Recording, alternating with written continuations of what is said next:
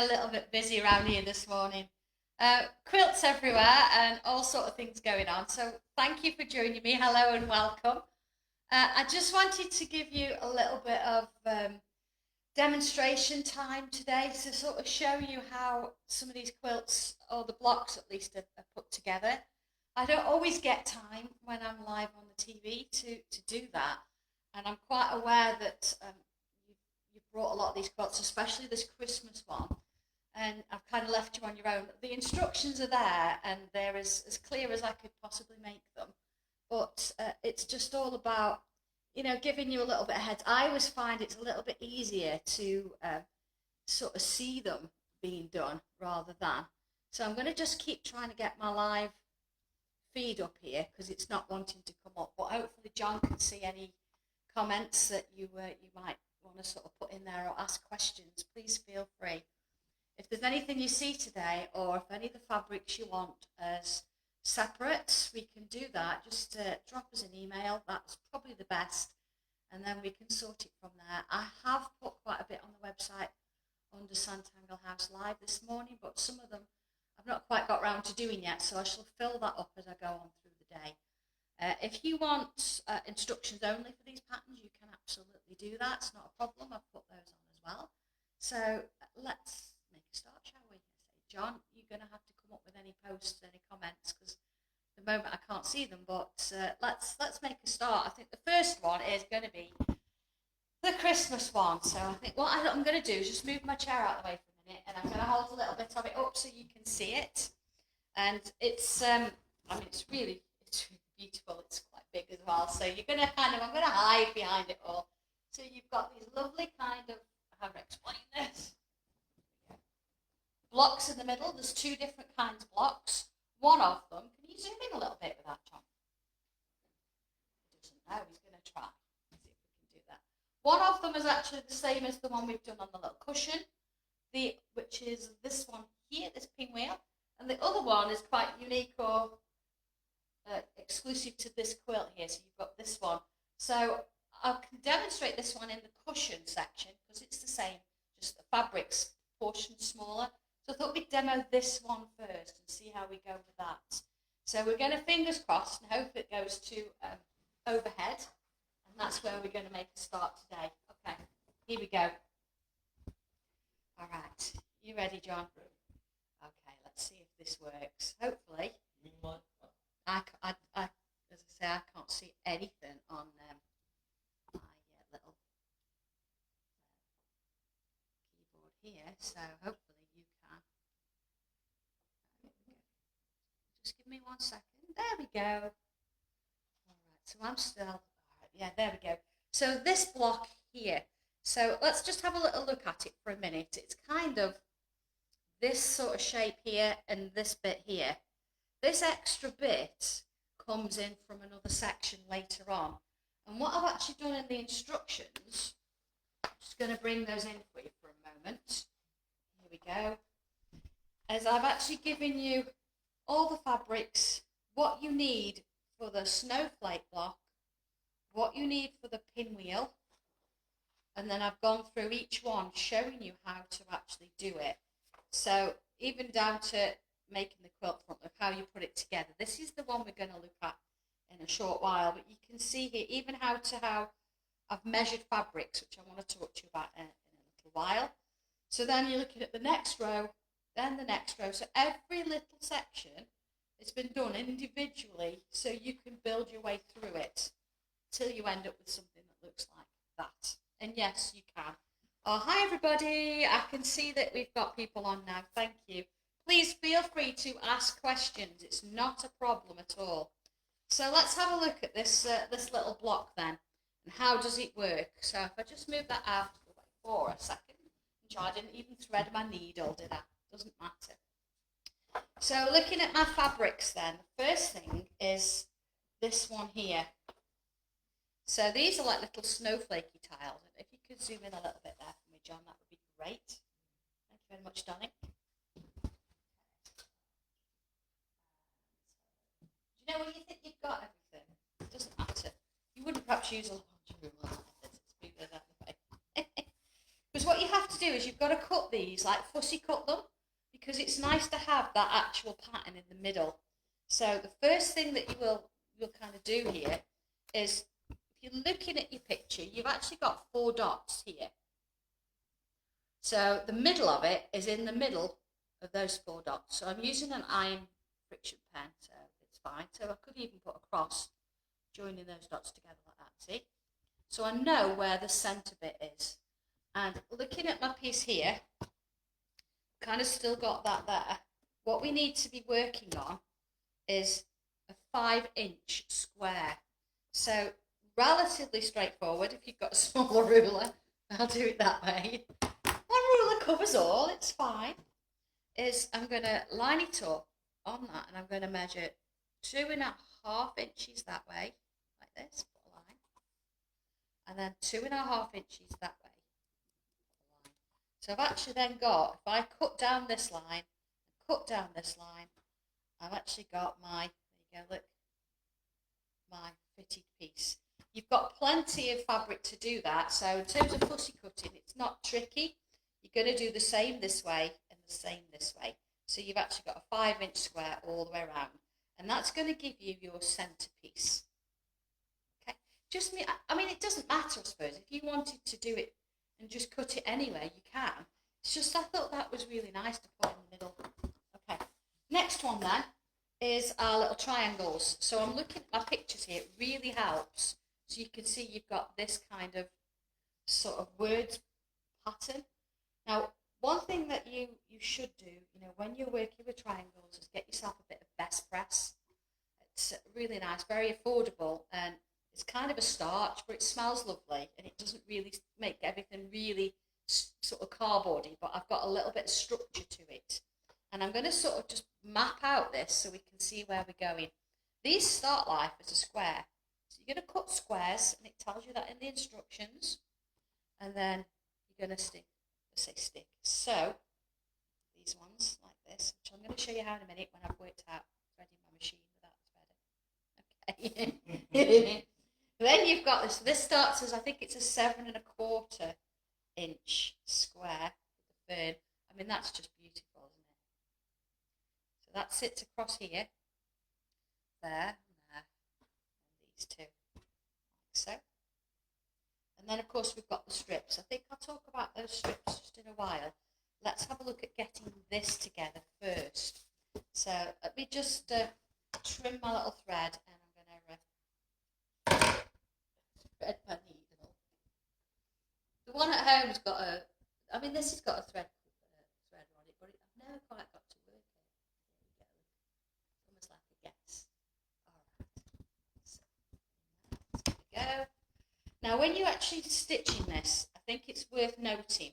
We just look at the machine for a minute, John. You're on? Excellent. Okay. So you see my needle's sort of to the left of the foot there. I want to bring it in to the middle. Now, again, it's been a while since I've used this machine. So let's have a look. I think, is it... stitch length.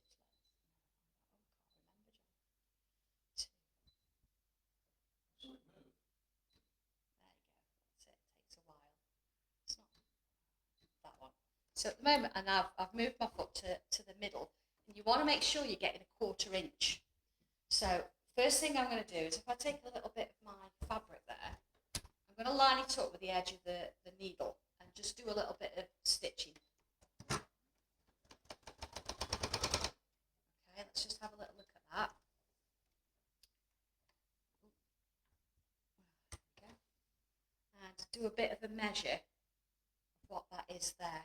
It is actually just slightly bigger than a 1/4 inch, so I'm going to go with that. I'm going to worry too much about it. But if you need to, you can use your zigzag foot. You see here, look, my zigzags, it's moving. Do you see that? So let me back. You see it? You see that, John? Yeah? Okay. So let's try that again.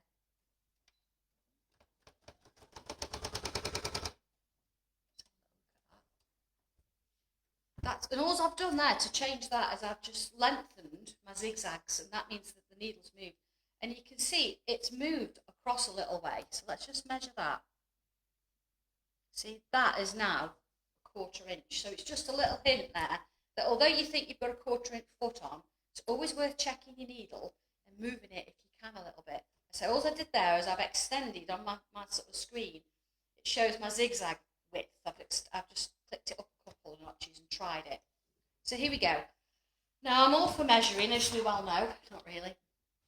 So if I take my my fabric, my square, I'm going to fold it, and I'm going to put myself a little crease at that side and that side, so I sort of know where the middle is.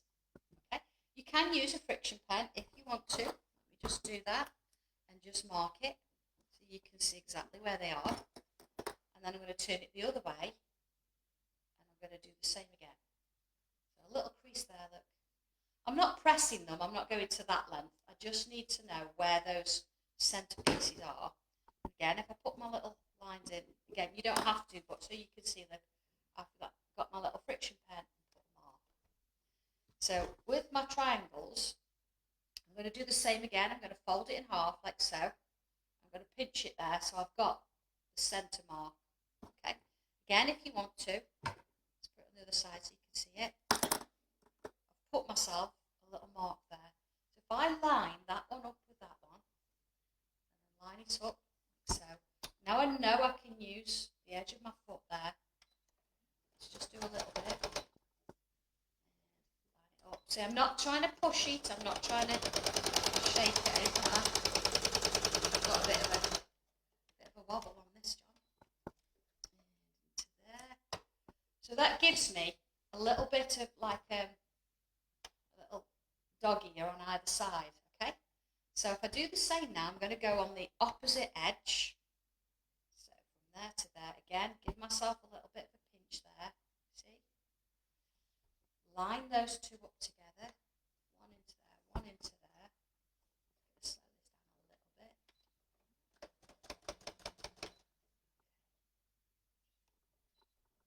This is not my everyday machine, this is kind of my spare, isn't it?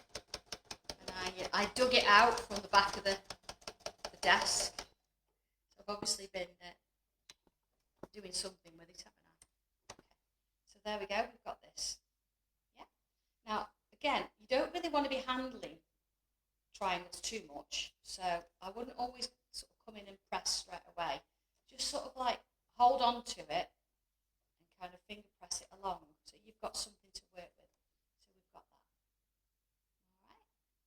So same on the other way now. I'm going to take my triangle once more, line it up, find the middle, onto there. See, so it's now crossing over, look, onto that triangle, which is fine. Let's get that going a little bit. Okay, now I'm not pulling it, anything like that. It's still in the middle. I'm just lining my two edges up.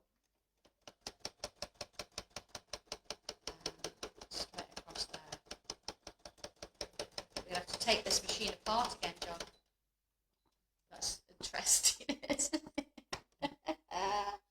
Okay, so there's that side.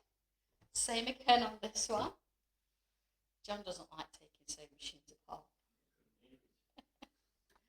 we took it apart, if you remember, because we were looking at how the bobbin housing went in. Because we had a problem with my long arm, if you recall. And I think we've kind of just thrown it back together and left it there. I mean, it's working, it's just I think there's one of the plates is a little bit loose, that's all. Okay. I've worked with worse. I've worked in a school with 25 kids in the textile room. Okay, so again, I'm just going to sort of hold it very gently and kind of just press it over. So that's our first little bit with our first triangles on. The next bit then is we've got these larger triangles, so I'm going to fold them in half, just like I did before, and kind of give myself, let's put a little line there, give myself the middle, okay? So it's going to stick over, as we know, but how do I get the middle here? Because, you see it's got that like extra little bit, hasn't it? It's got that 1/4 inch seam there to sort of, to try to work it out. So what I'm going to do is take my little friction pen and draw a line So it's kind of going up and joining the edge there. If I do that all the way around, that one. Now, of course, if you want to press it at this stage, you can do. But I think the less that you faff about with triangles, the better, honestly. You see? So there's my little mark. So now, I've got my mark on here, got my mark on here. I can line it up. Same again. Now, this is going to stick over the end. But that's fine. We know about that. That's okay. Let's get it going. Just make sure it's lined up with the piece underneath.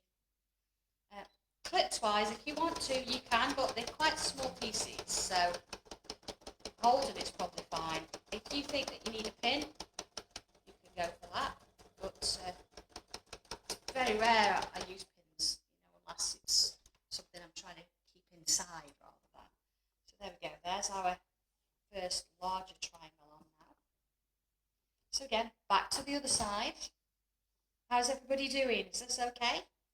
Has anybody got this quilt? So they're going to make a start on it, or were you waiting for this demo? Again, line it up, but don't stretch it, don't pull it. It'll do the job, okay? Do that bit, line it up again. Just want to make sure works. See, I'm not pulling it, I'm not pushing it. I think sometimes you sort of think you have to kind of force it through, but you don't need to at all. What's going on there? You see, it's just a little bit.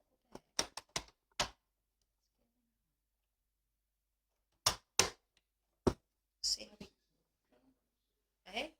At least it's not the cameras, no. Okay, so I've got those two on. See, if I hadn't been running around, I should have tested it and we'd have fixed it. So again, it's going to go over that first triangle. It's just a bit noisy, John, that's all. Take my time with it. This is like snail pace, isn't it?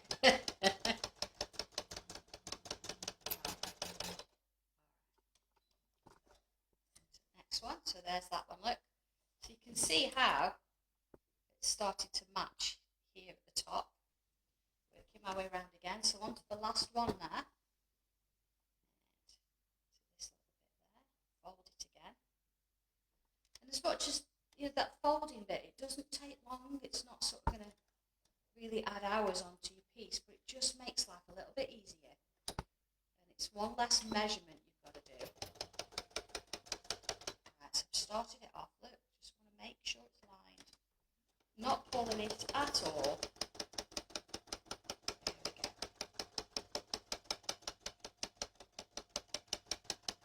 All the way down. There's another good thing to mention as well is when you're putting things like this, you'll notice I'm not using any backward sort of securing. Ideally, you want to sort of make your stitches a little bit smaller because if you've got to trim them, so I usually go to about 1.8. Okay. So can we just switch back to the overhead, John, please? We can have a quick look at that. That'd be lovely. Okay. All right. So when we're working with this, now usually you'll put fabrics salvage to salvage, so fluffy edge to fluffy edge. Let me just give you an example of that. Here we go. So it's different fabric, of course. So salvages, fluffy edge, see? So that's a salvage, and you put them together like so. And then, of course, there we go. Pull this down a little bit. Then you fold it back, making sure that this lines up as best you can. And that's what you'd cut, okay? With the next piece, with the holly type of fabric, this one here, you're going to do it in the opposite direction because you want these stripes. So you're going to, let me just move that a minute, you're going to turn it, if this was the holly, of course, that way. So your salvages are to the left here, or the right if you're right-handed, and you're going to be cutting strips that way. So the idea behind that is because, looking at our little stripy bits, because of this, we've got this lovely kind of stripe effect going on with it, with the holly. And I thought that would be kind of nice to sort of match up to go round your quilt. So if you're looking at the block, you see here, you can see those pieces of holly working your way around it. So rather than do it this way, you're going to cut it this way. It just looks nicer. So you've got these rectangles. Again, having said that, you don't need to. Now there is going to be, I'm not going to call it waste because it's not. There's going to be these strips that you're going to be cutting from either side. And you sort of think, oh, that's a bit of a waste. Leave it for later because this helps, and this is the same size that you need for your stripes that go horizontally kind of down the sides. So taking this one and this again, let's have a little look at this. Look at the picture. Okay, so this is what we've got here. And then here, you've got this piece sitting there. All right, another one here, then another one. Lost one, John. Lost one. What's going on?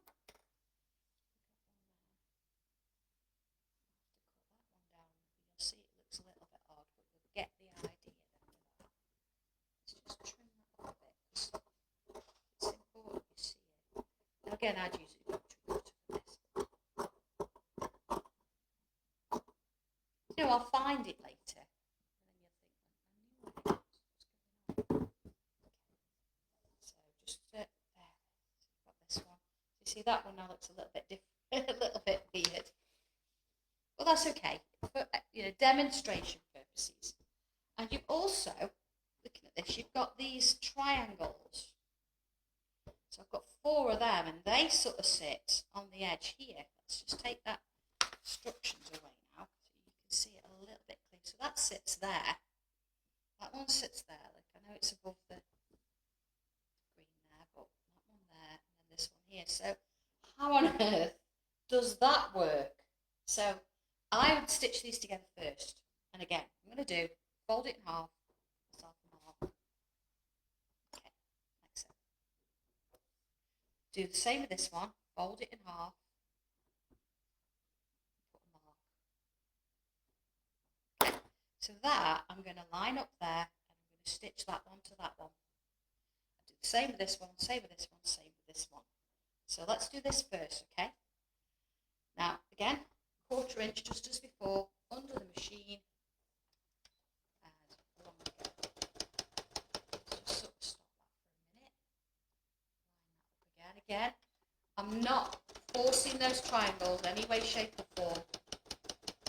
I don't want to shape them or do anything crazy with them. It's just preservation, isn't it? You want it right.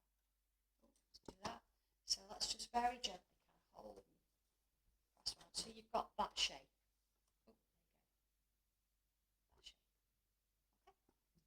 Let's go ahead and do the others. Again, put my little mark. You can see it there with the lights, John. And same with this one. Mark.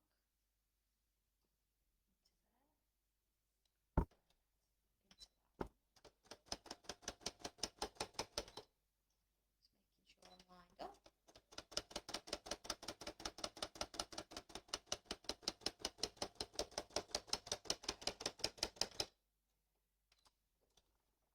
Done.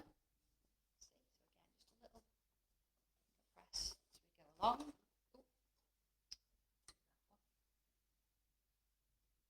Same with this one. Again, I'm just going to put a little mark. And same with this one. Mark. What did we do before friction pens? We used to use tailor's chalk. Even back in the day on factory floor, we didn't use either.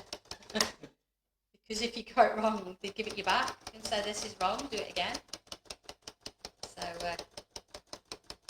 But you know what, it saves time, because you know that that's going to be in the middle. Another one. One more.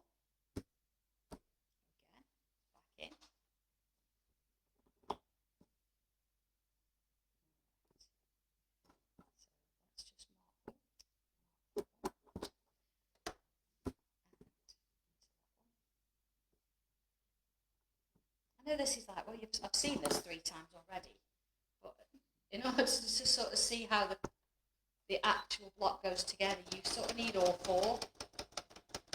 And I could have prepared it and then done it, but I think it's always nice. Now we've got the time here to do this sort of in real time. No, Peter John says. I never got the badge. All right, so you've got 4 of those. So next step then, John, can we go back to the overhead, please?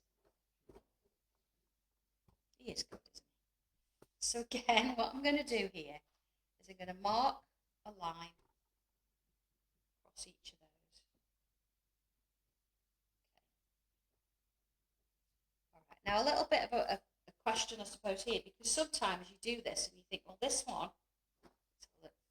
one here, look, is a little bit off here. So what I'm going to do when I put this on is I'm going to line it up with this one. So I've got a little bit extra there, but then at least I know it's going to be level. I'm not going to try and do this. Okay, just going to line it up with that one there. We're going to trim them after anyway. There is a little bit of give in there to trim it. So now if I fold this one in half, again, put my little mark. There it is. Line that up with that one there and stitch that one. Okay, so I think whilst I'm here, I'm going to fold them all, put that little mark ready. It's always handy, isn't it, to have that little bit of space at the side of you. And I think when I'm doing a block in particular, I like to sort of have it in front of me like this, or at the side, so I can see what I'm doing. Okay, so same thing goes. Along we go. Let's just niche it a little bit. See, when I get to halfway, just check it's in line still. So I think I've just got a loose screw, John. Yeah.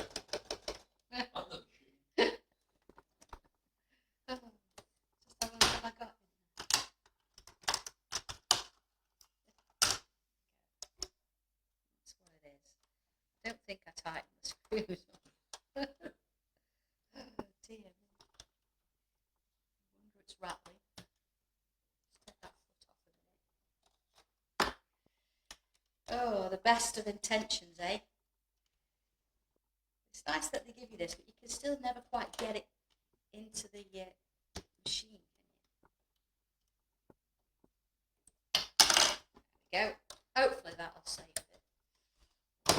Nice. Okay, next one then. So again, look, I'm doing opposites. I think that's really important to sort of note there. You want to be doing opposite sides. It just makes it, again, a little bit easier. Oh, listen. Ooh. All right, let's just make sure that's lined up. Look. Got a bit quicker now. Look. There you go. It's like heaven. At that. Thank you. Thank you, Screw, for telling me that it was loose. Okay, so let's have a little look at that. All right, so far so good. Again, I'm just going to bring it over here. I'm just going to kind of just press it down a bit. I'm not trying to stretch it or anything. All right, now this, and you're like, oh, what's going on here? Looking at this, I've kind of got, is that me reflecting? Kind of got it's short, you see, but that's okay because I'm going to stitch it there to where it needs to be. As long as that middle bit's okay, it's all fine. All right, so don't need to panic and think you cut it too short. You haven't. What are you laughing at, John? Or is that like an insane laughter kind of thing going on? Yeah.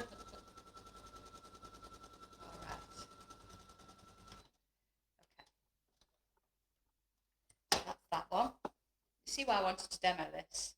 So you've got this bit going off. That's all right. I expect that. Last one. Press that bit. And again, I'm going to line it up. Now, if you feel that you've got to put a clip in there as you're doing this, sort of, to move it from one place to the other, pop a clip in, it's absolutely fine. Back down we go. Just do a little bit. Let me just make sure I'm in line. I'm not wonky. There we go. And along. Okay, all right, it's back to overhead. Let's have a look at what we've got here.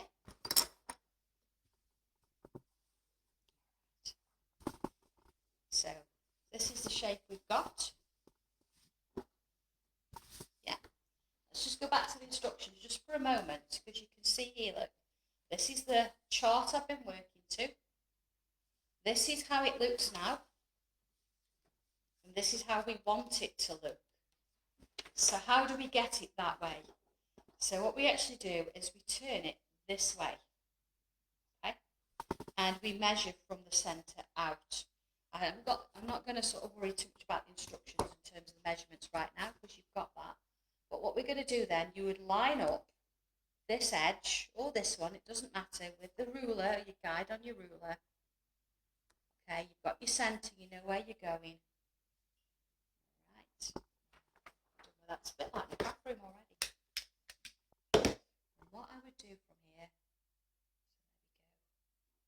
so there we go. That's level. Across there.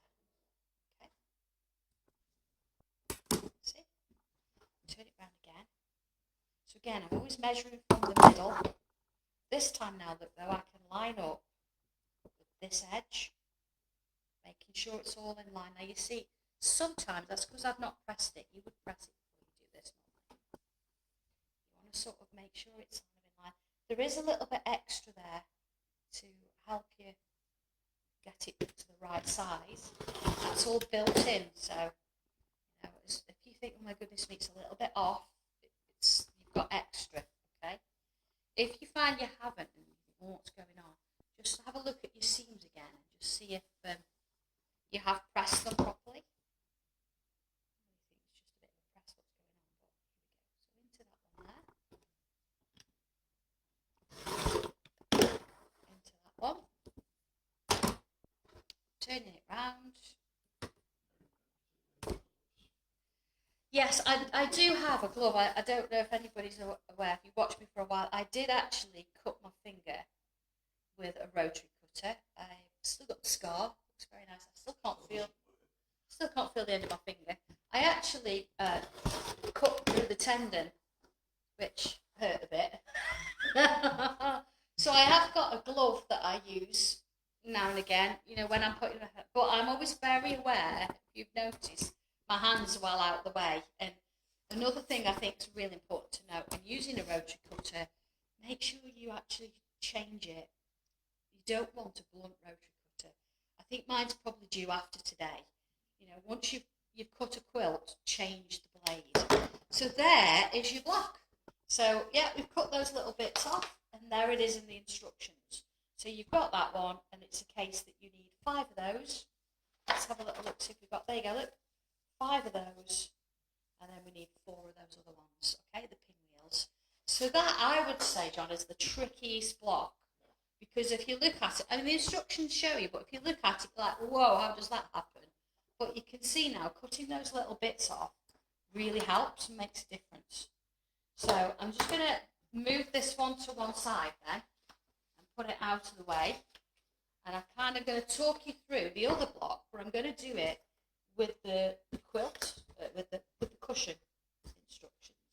Okay, so let's just move that one for a second. Okay, into the parcel shop. So, okay, the cushion pattern. Really lovely pattern this. It's the same block that you're going to use in the quilt, but this is a smaller version of it. And as a result, all the fabrics are smaller versions as well. So luckily, because we print it here in house, we can change up the proportions and that kind of thing. So a really good sort of look, if you see the original quilt and you look at the border, this border measures, once it's been stitched, you want it in inches? There you go, is 5 3/4 inches, okay, from there to there, not including your seam. So I think it's about a 6.5 inch piece that's cut. But if you look at the cushion in comparison, it's exactly the same print, but you can see it's slightly thinner. So this one is actually, let's do it that way so you can see, it's 2.5, so it's about a 3-inch one. So it's kind of halved inside, because this would look ridiculous on this, wouldn't it? So that's why, yeah, that's why we've done it. So let's move that quilt out of the way. I'm going to have to do a bit of folding up, I think, when we've done, John. All right, moving that one to one side now. Okay, so let's have a little look at the instructions. All right, shows me again, like fabrics. This is what you've got. This is what you need to make it. Okay, you get 2 cushions out of this, and you also get the backing. I've used the soft fern for the backing, so you get an extra 1/2 metre there. Having said that, if you want to use your own and do something else with that, and that's absolutely fine.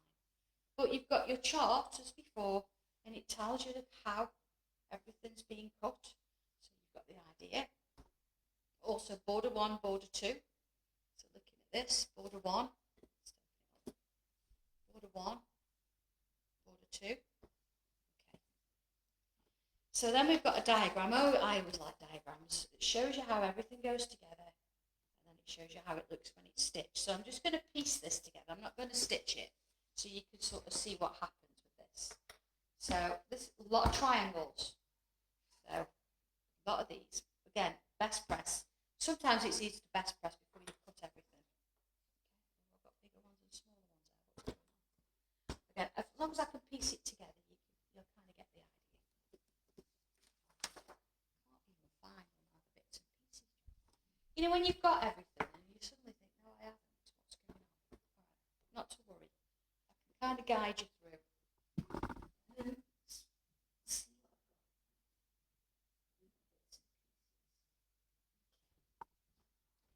So a pinwheel, relatively straightforward. You kind of start looking at the picture. One facing this way, one facing that way. So you see how it's moved from there to there. I'm not sewing this one, there. And again, very visual. So see that rotates to there. So there's your pinwheel already. Okay. So I think, John, I've got those are the bigger ones. I think they're actually this size, but you get the idea. So imagine they're both the same size. So this one is going to sit there. It's always the same, isn't it? Always the same. Let's have a look. Oh, hang on. Is it because? I'm using the wrong triangles. What a muppet. You're supposed to say, Sandra, you're not a muppet.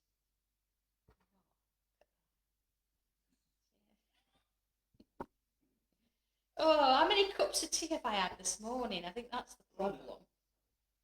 Not enough, I think. Not enough. All right, there you go. See, I told you I've got all the bits. There you are. So that gives me my pinwheel in essence. So what you would do this is you would sew this to this, this to this, this to this, this to this, sew at the angles like that, and then you would sew the 4 squares that you've then got together to create the first sort of little section there. Okay. Once you've done that, you've then got these little pieces. So I'll do it this side. You've got this one. Then you've still got some more of those triangles. So this one is going to sit there, look. This one is going to sit there. So you'd actually stitch this and this together. So I would suggest when you're doing that is if you line up this triangle from there to there. Now you can actually sort of work it so it's even, but I never do. I always line up that straight edge with that straight edge. I'd stitch that and then see, open it out like so. Gives you your 1/4 inch there. And then I would do the same with this one, is I'd line this one up with that edge and then open it out again. Okay? So once you've got those pieces, so you've got that one going to that one, and that one going to that one. So you've got 4 of those. Let's just line those up. It's really nice to sort of look at the visual, I think. See, I'm just following this diagram here. So that one, look, you can see it sits there. That one. Again, this is exactly the same in the quilt. It's just that you've got a bigger size block. Oh, not that one. That one. Makes sense? And this one. So again, they're kind of matching here as well, aren't they? So put that one in, and that one sits in there, and that one sits there. Put that one in, that one sits there. So I've got a random one somewhere. Just use a little one of these just so you get the idea. So that'll sit there. And then in the corners, you've got this sort of lovely sage colour green. So that one will sit there.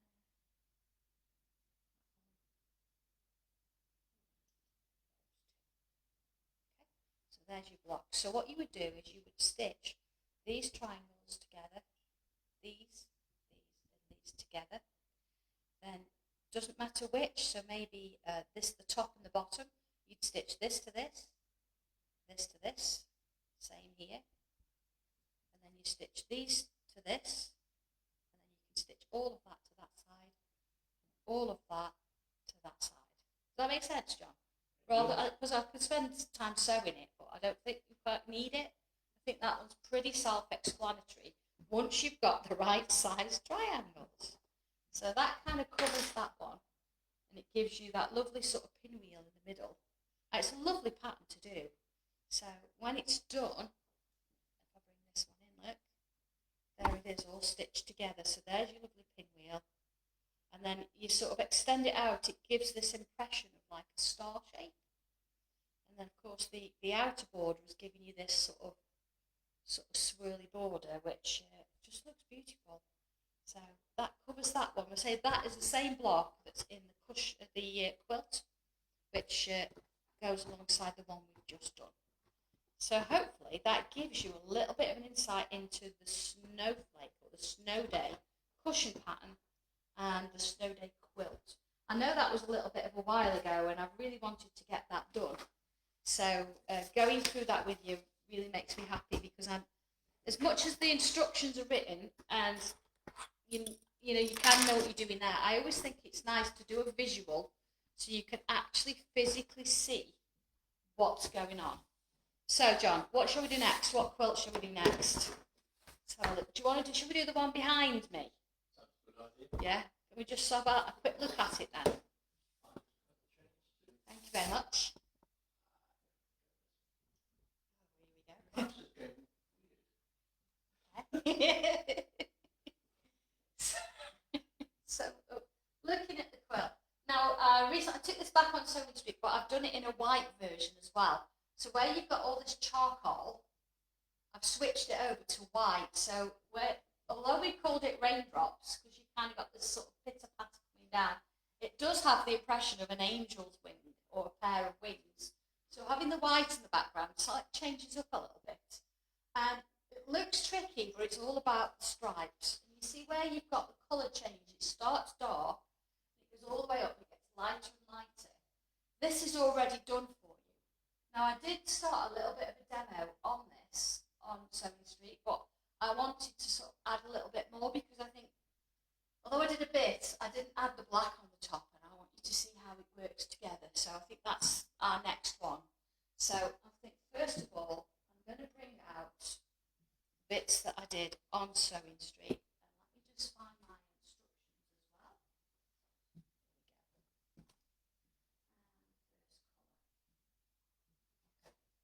So working my way through this, if we have a look on the overhead, John, please. I think I'll show a darker colour on there. So let's have a look at our fabrics. So here you can see that it starts dark, and as you work your way along, it gets lighter. that is already done for you, and that's the same with all of the fabrics. Okay? Apart from when you get your quilt kit, you will have some purple and some blue. See this blue, this purple. So I think that's about a metre. I think this is a half metre, and this one isn't ombre. All right. So this one is your binding. So all you need to do with this, put it to one side. You don't need to use it yet. That's going to be purely just to bind the quilt. So no ombre in that. You need to just put that away. Same with this one. This is your border. So if I bring my instructions in, there's your border piece. See, there's no ombre on that. So that's that piece. And again, that can go to one side. You don't need that as yet. What you do need to be working on is these pieces separately. Now, don't get carried away and cut this all at once, because you need to follow the instructions with it. Okay? So you can see here, I've started with the yellow ones. Reason being, smack bang in the middle here. So let's have a look at my little diagram. There we go. So they're all listed as columns. So this middle one is the only one where there's just one. Everything after that is a mirror image. You can see across the top here, some of it looks grey, some of it looks darker. This is because it's all about that ombre again. So you've still got that black grey ombre in there. So first things first, let's have a little look. We'll look at our charts. Now it looks like a load of words. I've done this because I've given you every single column as a separate box. So this is your first one about you're going to cut some strips in the yellow, and then you're going to cut some strips of the white. The white in between, here we go, here, all these whites are set at 1 1/4. Okay? The other little bits of pieces here, they start quite small. I think they start at 1 1/2, and they sort of get a little bit wider as you go. But it tells you as you go along each one. So looking at the first one, I've kind of done that already. Let's have a look. Clipped it together, and notice as well, I think it's important, I've written on what they are. So I'm not going to press them just yet because it's a friction pen I've written them on with, and it'll line away and then I won't know what's going on. Okay. So I've got column 14, then I've got 13 and 15. So all three yellow to start with. So this is my middle piece. So how have I done this? It's a series of strips of fabric. So what I've actually done is I've cut my strip.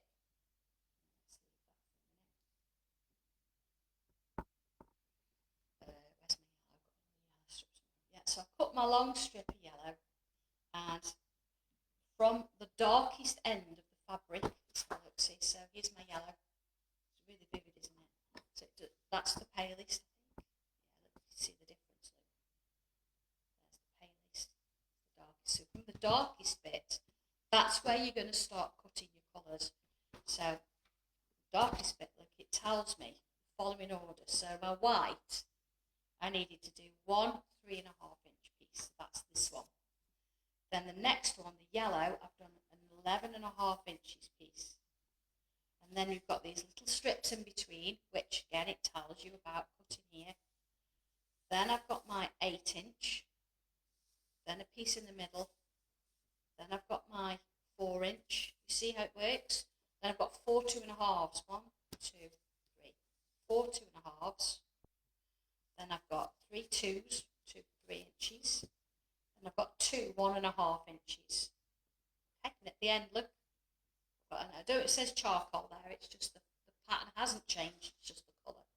Now, the other thing I did, and I did this on Sewing Street to show you, is I've actually labelled everything. So the top left corner, I've got numbers in, you see still there, so that's number 10, look, 9, 8, 7. So I can see where everything goes together. What I haven't done with this so far is put the black pieces on. So I'm sure, John, I cut a strip of ombre black.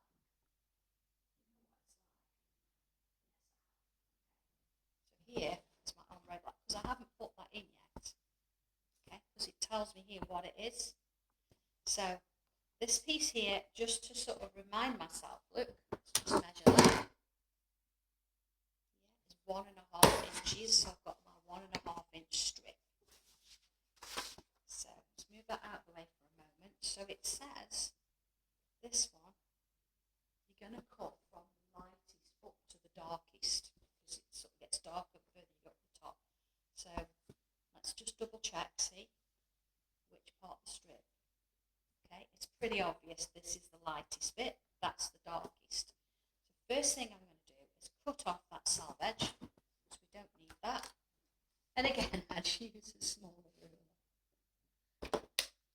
One ruler cuts everything. You see that hand's out the way. Let's cut that bit off. We don't want that bit. And what it's asking me to, it just says here the black ombre, which is this one, 2 1.5 inch pieces. So being left-handed, I'm going to go this way, so I need 2 1.5 inch pieces. So turn around, look, there's my 1.5. So this one is going to be the first one. So what I'm going to do, get my friction pen. It's looking like my craft room already. Before I even move it, look, I'm going to put one there. See, in that top left corner. So that, with my black ombre, is going to be one of these here. Now I need 2 of them. So I'm going to do it again, look.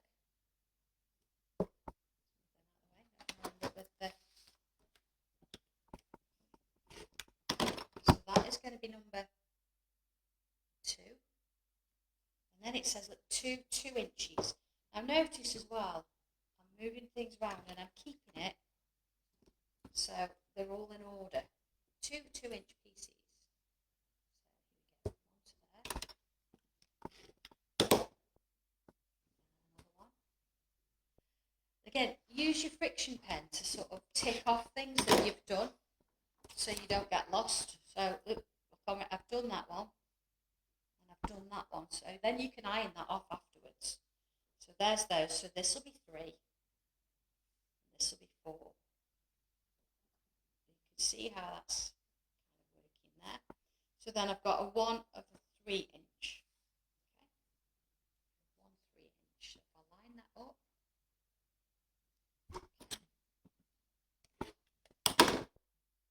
So that's my number 5. So if we're looking at, let's turn it this way. So this is what's going to go on top of the strip of yellows that I've already got. So there's my pieces. Of course, we're going to have one of those white sections in the middle. I did have a little bag on. I've just put loads of them all in one go. But that's okay. I can cut a couple from this. So just sort of trim that end off. And of course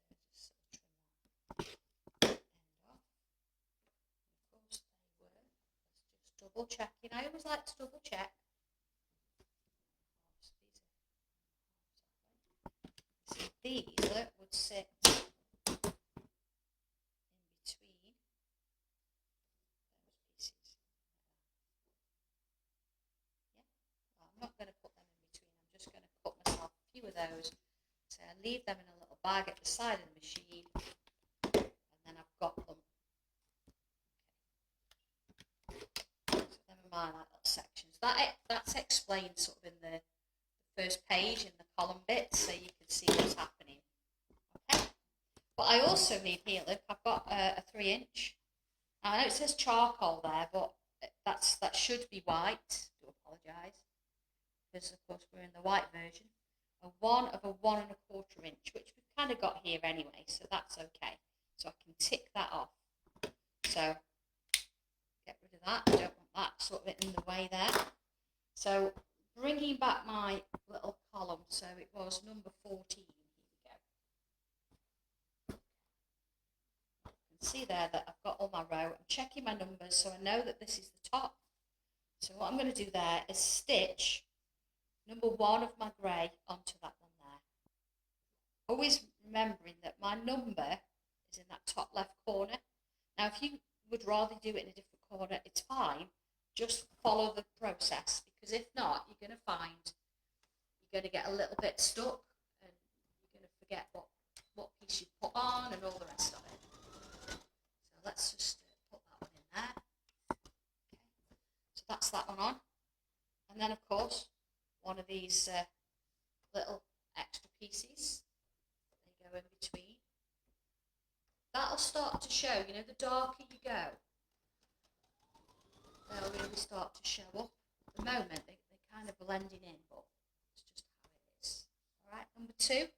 So again, it's in that top left corner. Always check, because the last thing you want to do is stitch it up and then put the 2 sides on and think, oh my goodness me, it's not working. It's the wrong way around or something. So say as you get slightly darker ombres, you're going to start to notice that.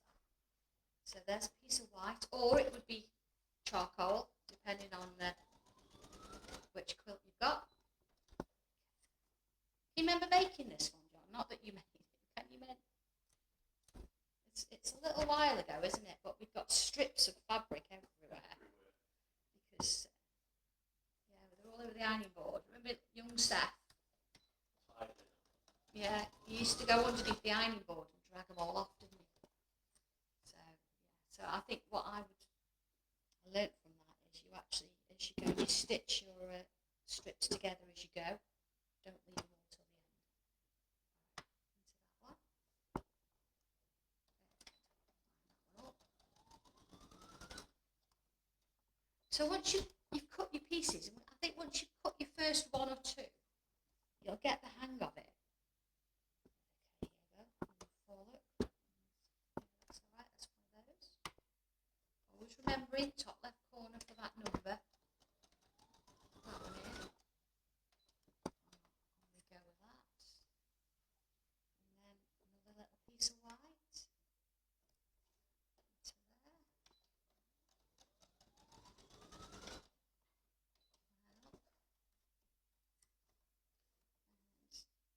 And last one, this is number 5. To the last one, there is a white piece on the top of it. There we go. One. To that one.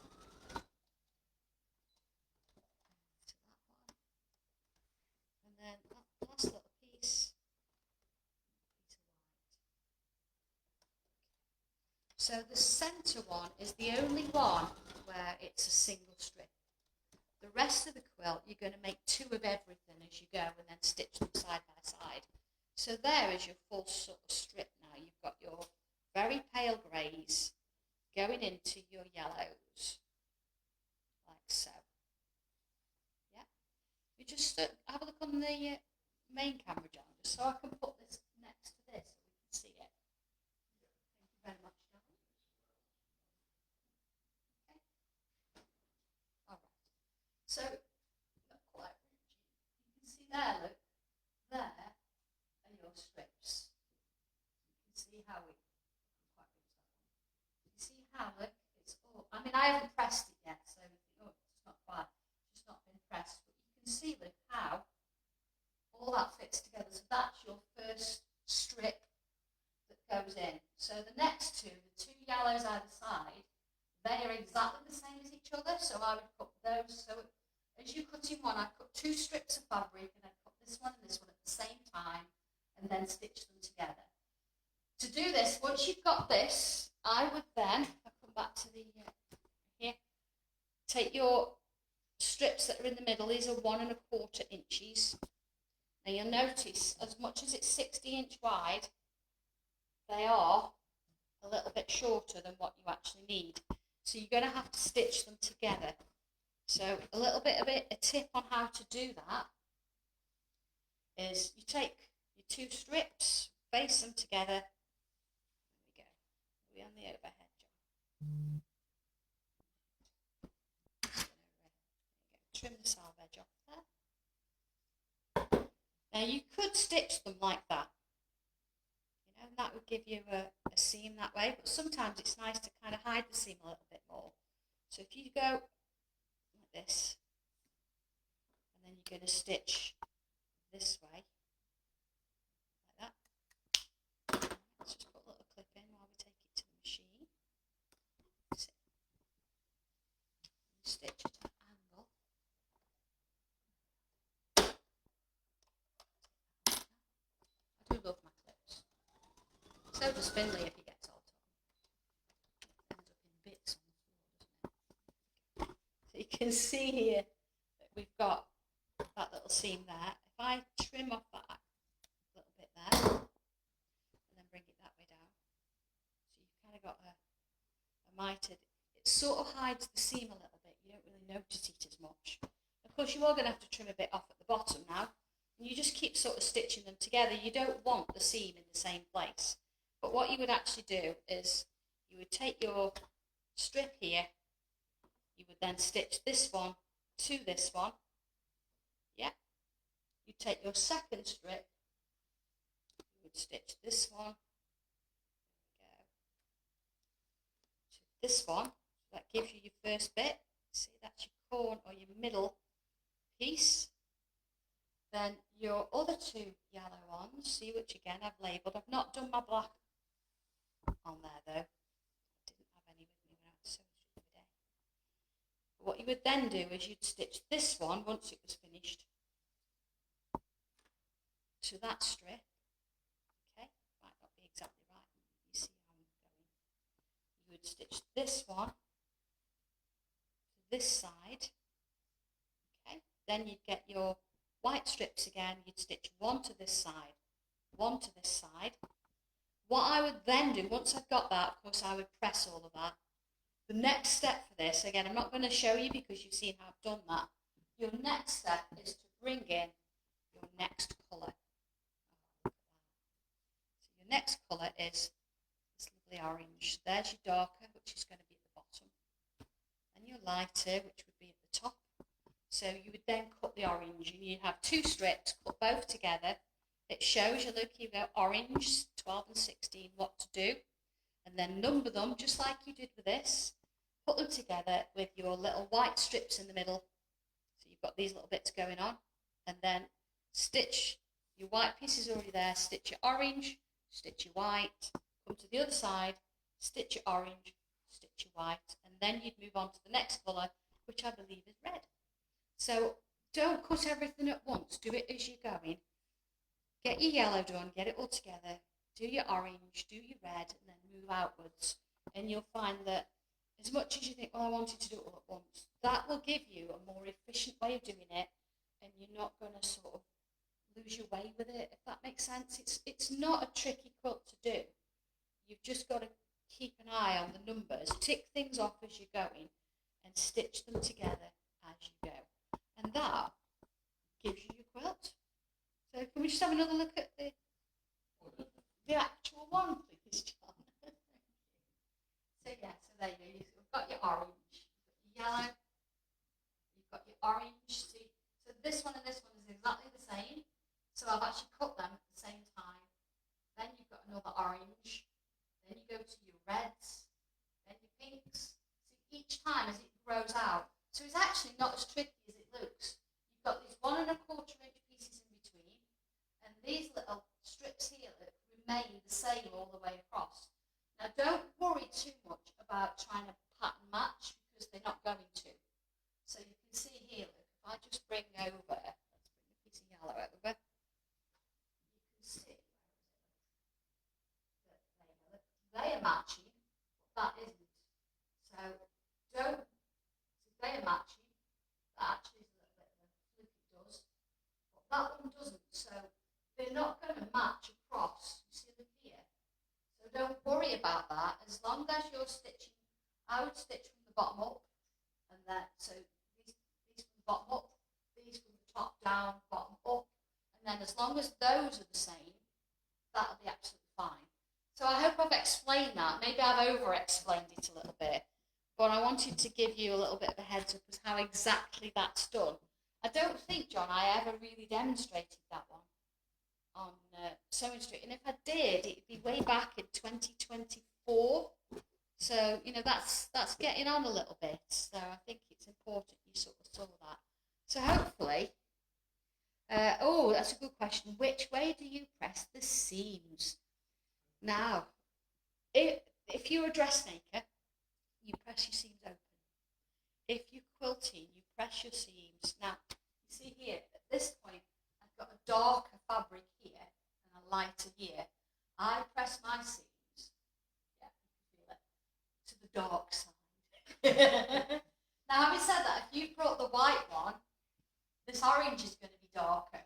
So you would press your seams to the dark side. Does that make sense, John? Yep. So the darker it is. Now, having said that, if you've got something like the pinwheel we did earlier, in the middle, if you keep doing that, you find it can get quite sort of heavy on one side. Then I'd open the seams so they're kind of even both sides. But with a quilt, you always press the seams one side, not open.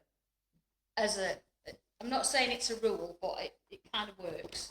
So hopefully that answers. Oh, Rose, you're in the car. You're always in the car, Rose. She spent a lot. I think she is like a camper van or something. I know, because she's always in the car. So what do you want to do now, John? Do you want to do positivity, or do you want to do the sunshine quilt? You're not bothered, are you? It's like I'm not bothered. I'm colourblind. I can't tell the difference. Right, let's move that out of the way. Just sit on my chair. Well, I've got the. Let's do the positivity one. I know it's kind of underneath everything. Let's do this one. I just want to explain this a little bit. I think it's always good to sort of have a bit of an explanation, isn't it? Because we've got two versions of this. Now, having said that, there's two versions. There's more than one version in each booklet. So, I'm just going to bring in the. I don't even know where my bit of blue's gone. Actually, oh, it's here. That's okay. Let's look at this one first. Now, again, automatically you'll see you've got a different amount of fabrics, but that means you've got a different pattern. So, although it's the same fabric, it's different. This is just how my mind works. I like to change things up. So in these instructions, you've got how you create it. It depends on how you put it together. You get different patterns. So this is a little bit of the pinwheel that we did earlier, where this is more sort of a brick kind of version. So here's one of the versions. And I did have to get Finley out of his bed this morning because this one's his. So you can see here, look, it's kind of got that brickwork going on. And you've got the same amount of fabrics as in the quilt. So you can actually, if you wanted to use this as like the border, you can. If you wanted this one here, you can. It all fits together. So this gives you that first pattern. But then depending on how you put it together, you've also got, this pattern. So let me see if I can get both of them together. So there's that kind of brickwork. And here, look, you've got like a pinwheel. See? There. And then your triangles. So you can see where you've got triangles together to sort of create squares. So you've got two versions there. I mean, of course, if you moved it around, you change fabrics, it's going to look different again. So this really fits with the Sanntangle vibe, where it's a case of giving you instructions, giving you a guide, but it's up to you as how they go together. So then it comes to, well, okay, why has this got 8 and the other one's got 6? Again, it's about changing patterns and different vibes. You're still going to get the same amount of fabric. It's just that you get more of each one in the 6 than you do in the 8. Makes sense? So here's the teal version. So you can see here, we're still kind of getting, there's that pinwheel, a bit of a pinwheel vibe, but it looks completely different because of the colours. So depending on where you put them, depends on what kind of happens. So if we look at the instructions, that's how that one will look. But look at how the brickwork looks now. So same pattern, essence, same instructions, but depending on where you put things, depends on how it works. So it's a different vibe, isn't it? And I think it's lovely how that works. But again, really straightforward on how you do it. So depending on which one you want. Now, if you're wanting just the pattern on its own, you can do that. We might send you out. I don't know which pattern we'll send out. People want the pattern. If you put it in the notes which one you prefer, you can actually do the same pattern with both of them. It's just that this is done with 6 fabrics, this is done with 8. So you get, it's a half a metre for 8 fabrics here, or 650 millimetres for each of these fabrics. Does that make, yeah? I know that because I wrote it the other day. I worked it out. Okay, so let's just have a little look at this, because again, I didn't get a chance to really demonstrate it that much. So you're going to start off with your fabrics, and you're going to cut strips. So you can see here, look. I mean, they're lovely fabrics, aren't they? Look at these. Look at that, the words. And as I say, these ones, all these symbols are actually, they do mean, they've got positive meanings. I know I did affirmations set of stamps on papercraft a while back, didn't I? So this is just a few of them. See, there. And then of course you've got the purple symbols there, and you've also got the words, but it's in this lovely kind of minty, almost mouthwash green, isn't it? It's just beautiful, that mint colour. So you've got your 6 fabrics there, and okay, so what you're going to do is cut strips. So let's just move them out of the way for a minute. So you get your pieces, and you say, yeah, I have a strip of that, and I did it slightly differently, a strip of that, okay, at the right width, of course, and then you'd stitch them together. So if you look at the instructions, here it is. Okay, so this is showing the different strips. Once you've done that, you would press it. Now again, you would press the seams to one side. Let me just show you, because I've got some here. Then you cut them into squares. Again, measurements are in the pattern. See, look, I've actually pressed it to one side. Yeah? It's not open. See, that would be open. We don't want it open.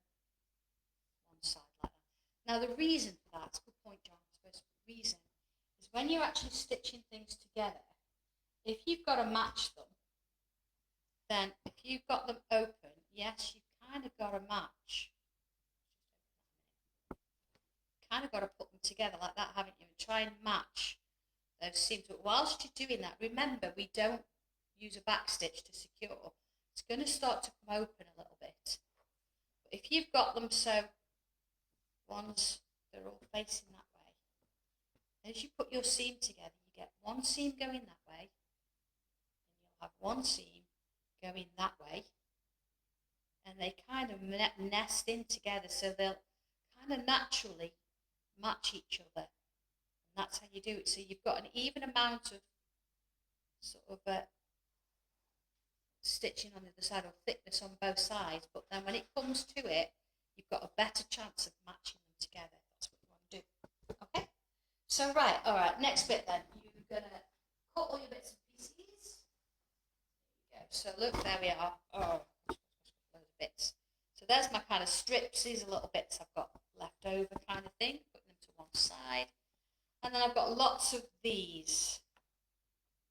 Okay? Lots of those. Lots of those. So I've got 2 different sort of variations. And one thing really useful that I've done, I don't know if you can quite see it there though, is I've put myself a little arrow sort of showing a diagonal, and I've written top. And I've done that for both pieces. So I've got a diagonal line or a little arrow coming across the top. Reason being is because as you take these pieces, you want to be cutting them the same both times or every time. I mean, having said that, that's to do the pattern that I've got here. So reminding myself, look, is top to bottom there. Now if I just find where I just put that piece, there it is, look, top to bottom. Cut across, see? So I'm going to need a couple of those.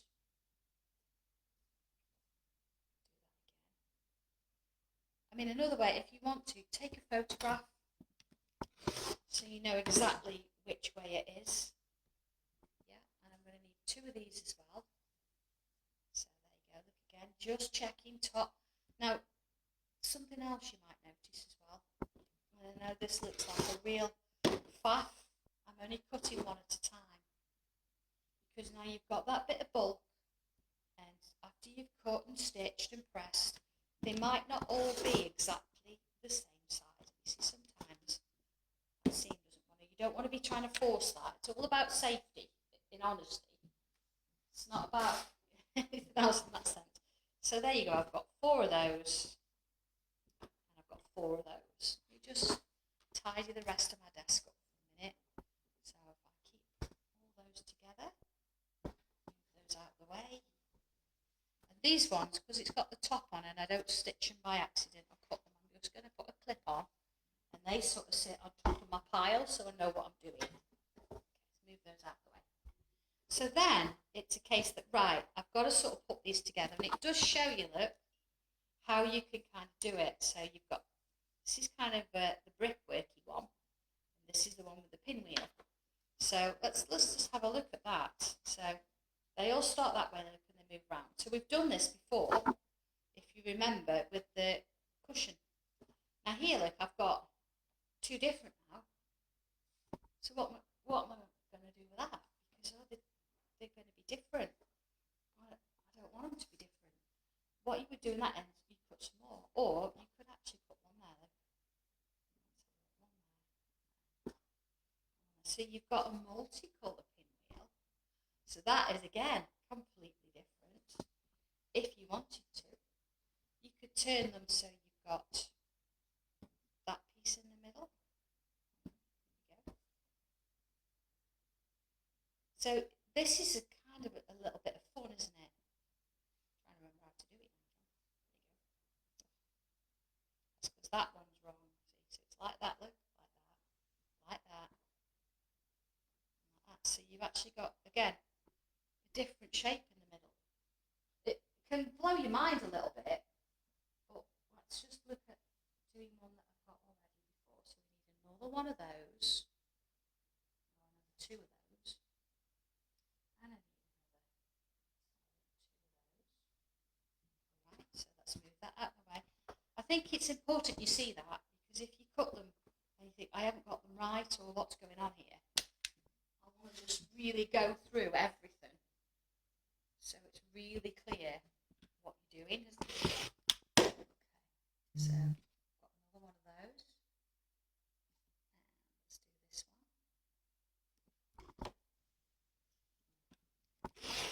one. I think it's easy, so, you know, for somebody to sort of, let's just check with this. Is this the top or is this the bottom? What should it have been? Yeah, this is the top. Okay, always check. Yeah, it's easy for me to come on and just demonstrate and go, just cut these and just cut that. But I'm trying to sort of think about the possible pitfalls you might come up against. If you've not done anything like this before, and you suddenly get that, you're like, oh my goodness me, what do I do with that? How does it work? At least you know what's sort of happening. So let's have a look now. So I'm looking for this blue triangle. Yeah, so there you go. So I've now got 4 of those, and I've also got 4 of those with the little green triangle. So that's those. Let's have a look at this one, because I'm going to have similar. So I've got this one and this one. So look, that goes with that one. That goes there.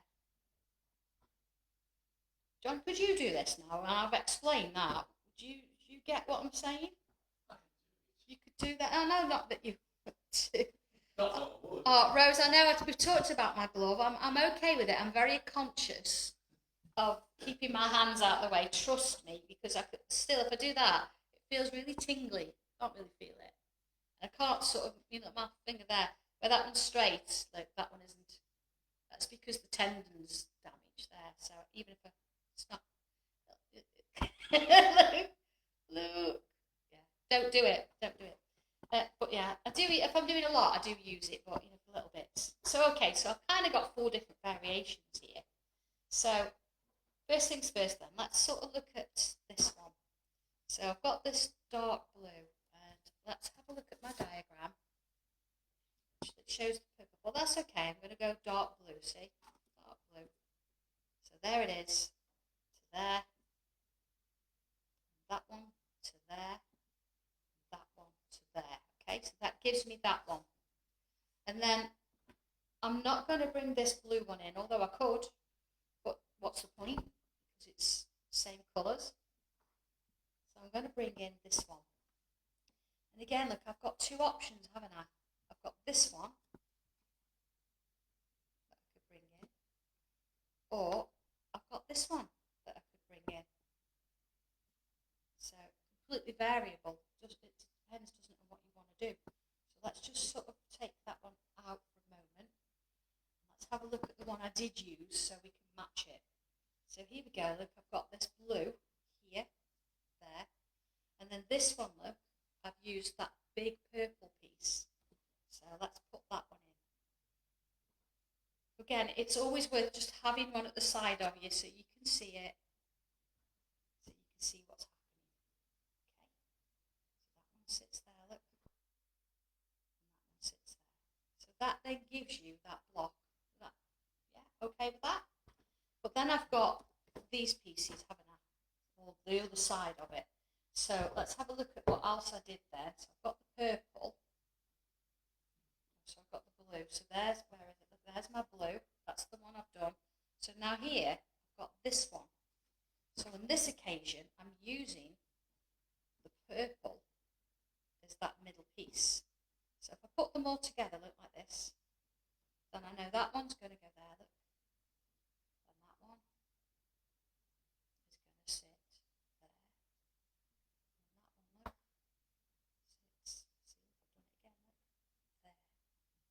Okay? And then these ones are going to sit in the middle, like so.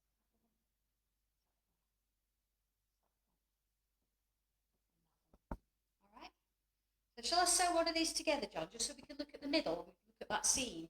Because I know Faye kind of mentioned that.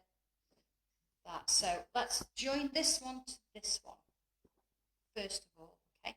Now again, a bit of best press would work wonders. I've already done that because of course this was prepped for Sewing Street. But when you're working with triangles, don't push them, don't pull them, nothing like that. Okay. So I'm just going to leave that one there for now. Then this one. And again, you'll notice how I'm putting it together. I'm actually doing it flat on the table. If you've got the space to do that, because then as you take it to your machine, I'm just going to stop it part way and just make sure. So that one. So that was that one. Then this one. And again, let's just line it up. Now when I say line it up, I'm not trying to match the middle. Okay? It's not gonna, so don't try. It's not meant to in that essence. So it's all about stitching it down.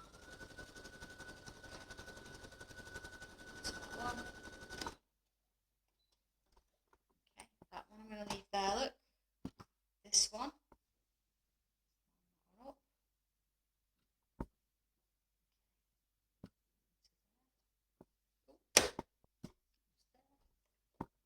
They're like little triangle sandwiches, aren't they? But if you get to grips with triangles, there's a lot you can do with them. I think, with the afternoon tea one, we used triangles and then even made them into squares, then cut them up again. So here we go. Got this one. Might actually just come in and press these. So notice again, with this, because they're all very similar colours, there's not one really lighter or darker. I pushed it to whichever way. So I'm not so worried about that at the minute. It's just, let's have a little look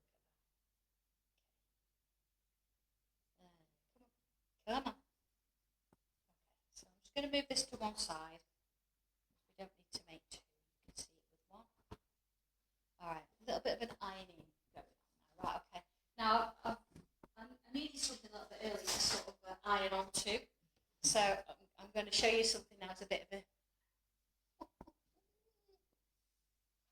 We've been playing. Can you tell? We've been playing. We've had a go at ice dyeing. Look at this. So it's something that we're going to sort of look at bringing. I don't know, as fat quarters maybe, or little half meters. And they're just beautiful. So every single one is completely unique. they're obviously uh, front and back, so they're not batik. Batik works with wax. This works with ice and dye. Of course, it's our 100% pure cotton fabric, and so we're working at getting a few done because, of course, it takes a little bit of time. And I say everyone is completely unique, but it's going to be coming to the website soon. This is the first time anybody else has seen it. So yeah, I'm just going to use it to lean. Right, John, have I got enough wire or cable there? No. Right, bearing in mind I'm left-handed. But again, look, I'm not messing about with these. I've kind of finger pressed it a bit, and then I'm coming in. Oh, hey, thank you. I mean, look, which do you prefer? Do you like the blue and the green, or do you like the orangey pink? I'll open that out again in a minute.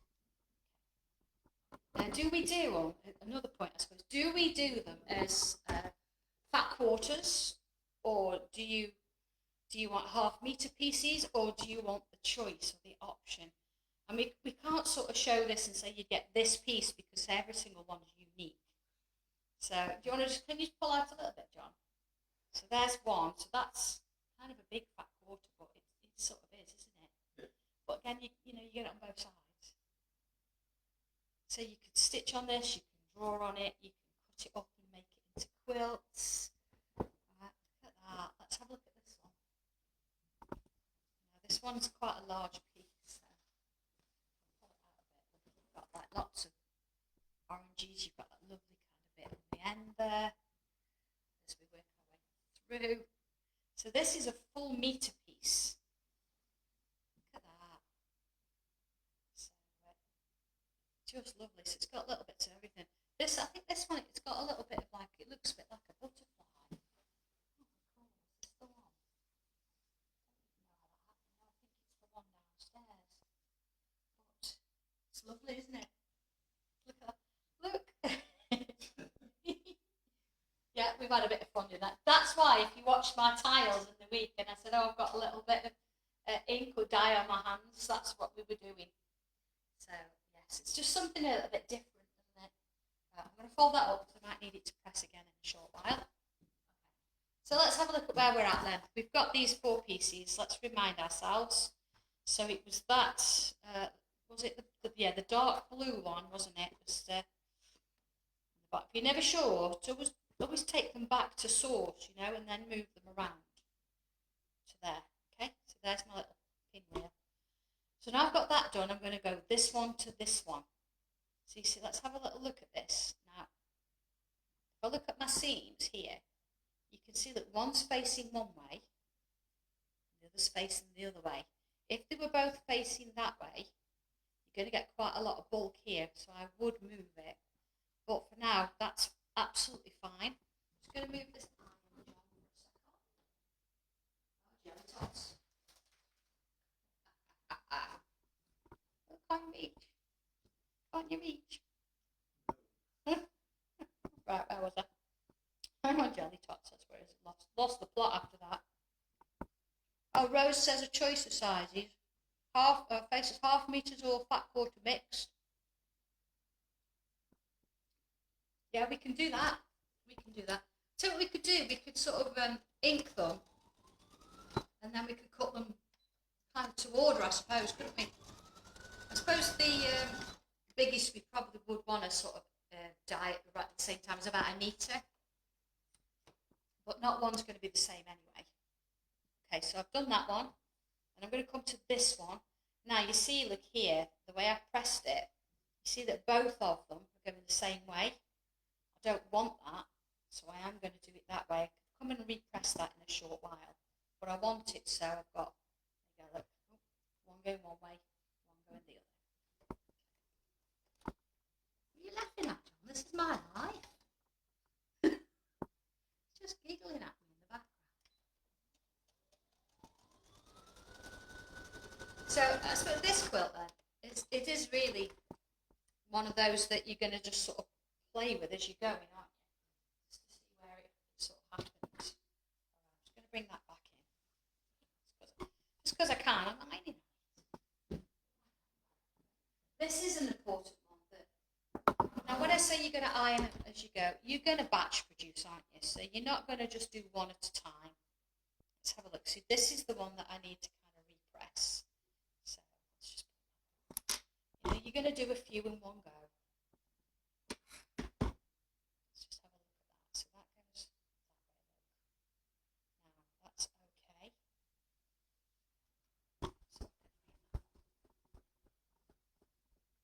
Oh, a pink and purple colourway too. Yes, we can do that. I'm just, well, we're just having too much fun with it, aren't we? I must admit, when I did say I had this crazy idea, I must admit, Alice and Tommy looked at me with that kind of gone out look, didn't they? They're like, really? But now they've seen it in action. Now, it's important here, look, because you think, I've got to stitch this the right way around. So that one's all right, but I've got to do that way, see? So let's turn it over and let's have a look at the seams. So that feels really bulky there. There's quite a lot going on. So it might be that I kind of think, well, I'm going to move one over. Let's have a, you can feel it. Or do I want to move that one over that way and have that way? That's probably better. Okay, so sometimes it's a little bit of movement. Now I'm just going to have a look here at where that line is. You see, I've got like a little shape there because this is what I want to match. I'm going to line that up. If you need to put a clip in, do so. You don't have to. It's going to hold it. And let's stitch along that one.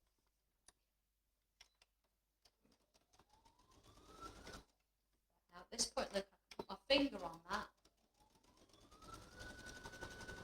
Stop there, now I'm over it. Line it up again. Now with these ones, you are going to find that they're going to be a little bit uneven when you put them together. That's okay, trim them as you go. So once you've got them all done, so I would do all of these first, and then I would look and trim them. I can't remember the exact measurement, but it is in the instructions. See there, it feels a little bit bulky. So what I can do, look, is I can sort of open that a little bit. Kind of do it by feel. That feels a bit better. Maybe I will open that one. Yeah. I'm going to have the quilt police on me. Done something now. So yeah, so I do all of these at once and check the measurement, and then of course, so say for example this was going to be a 6-inch block. I can't remember exactly. Measure from the middle 3 inches. And then trim it. So you're going to line it up with this 3 inches, turn it round from the middle 3 inches. I'm not saying this. Yeah, I'm not saying that this is a 6-inch block. I'm just saying, for example, I can't remember exactly. So from there out 3, and then from there out 3, because then you're going to get an even block, and this is going to be in the middle.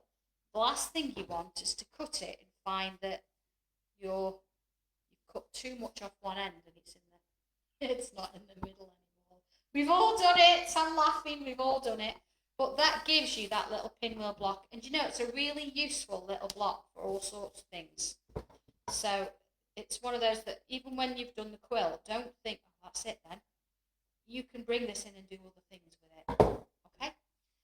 One last thing I think with this is what I've done slightly different than in the original instructions.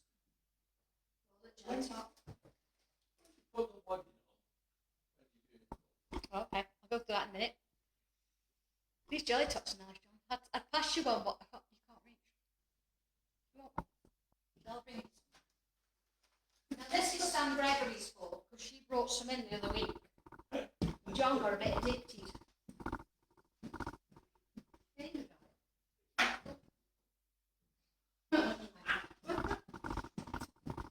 Sorry about that.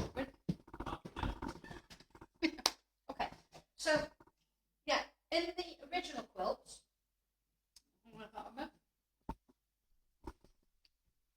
I've put strips across. It's one long strip going across. You see, you've got this little one, and it joins the blocks together, and then you've got a long strip that joins this row to this row. So in this one, what I've done, you see, you've got this little square here. So instead of I've stitched these together as I would normally. Let's have a look. I'll do the long bit. Look. So I've stitched this to this. So I've got this piece. Stitch this to this, this to this, this to this, and so forth. And then I've got the same size piece. Put them here. So I've got the same size piece. So I've not got a long strip. I've cut them all to this size, and then I've cut a little square. So if that's 2 inches, this is 2 inches. So then I've stitched this to this, this to this. See where it's going? And then you've got one whole long strip. The only difference there is where this strip, you don't have to match it. This strip, you've kind of got to try and get those pieces touching. So as you do that, you've kind of got what we call cornerstones. So you can do that. It doesn't show you in the instructions about doing that. It shows you how to do that one. But if you wanted to do that, it's just a different variation you can do. And of course, you could change these colours. You could do different colours. Because a 2-inch sort of square, if you think about it, they're going to be little scraps, aren't they? So you can mix and match. But you're literally going to join all of these together to make a row. And then see if you can match those together. Let's have a look at the back. We don't always look at the back, do we? Let's look at part of it. Doesn't matter which part. So again, looking at the seams, you can see that where I have actually found that that bit in the middle is a bit bulky, so I've opened it. But all the others are all mostly, apart from that one I've not pressed properly, look, are pressed to one side. And that sort of gives it that kind of neat feel. So see here, look, you've got little dog tooth still. I've not even bothered to cut them off. You can do if you want to, but it's just like 2 seconds of my life. I'll never get back, so I'm not going to worry about it. So again, look, even that has been pressed one way, not open. So just if it's really bulky, that's what you would do. Other than that, press them all that. So, okay, putting wadding on. Now, I don't have any wadding with me per se, so I could talk you through this. So what I would do is, I've got all my pieces, I've then stitched the sashing on, and I've got all the pieces together to create my quilt. This is only part of my quilt. It is a small one, this is. It's not as big as the others that we've done here. Let's have a little look. Does it tell me the finished piece?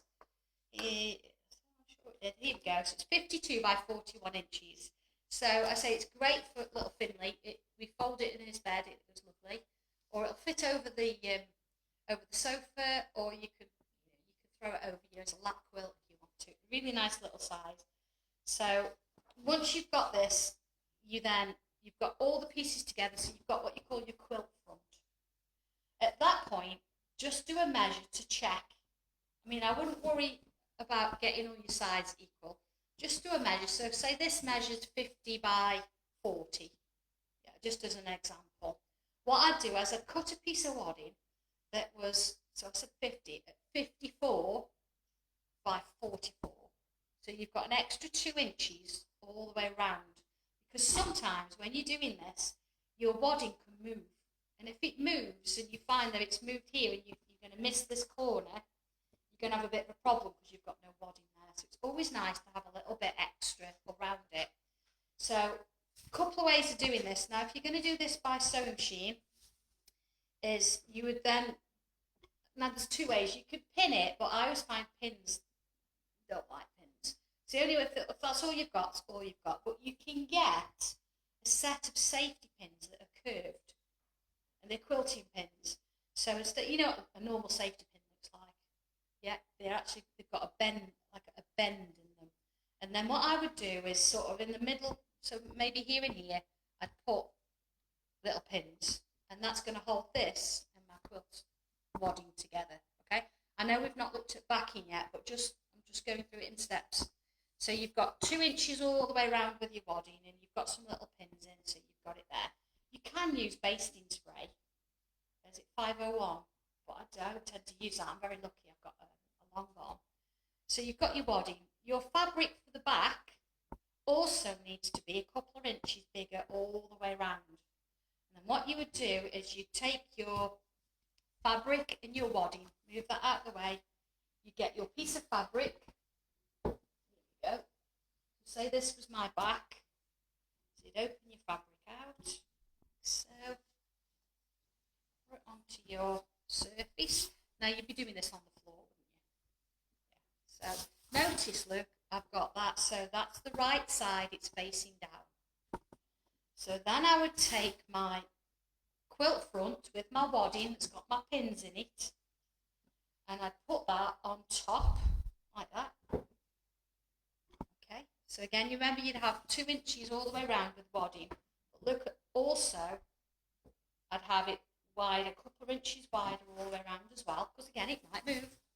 And then the pins you've put in, you can take them out and just put them into that extra piece, so you'd have all of it pinned together. Okay, makes sense? Straightforward, yeah.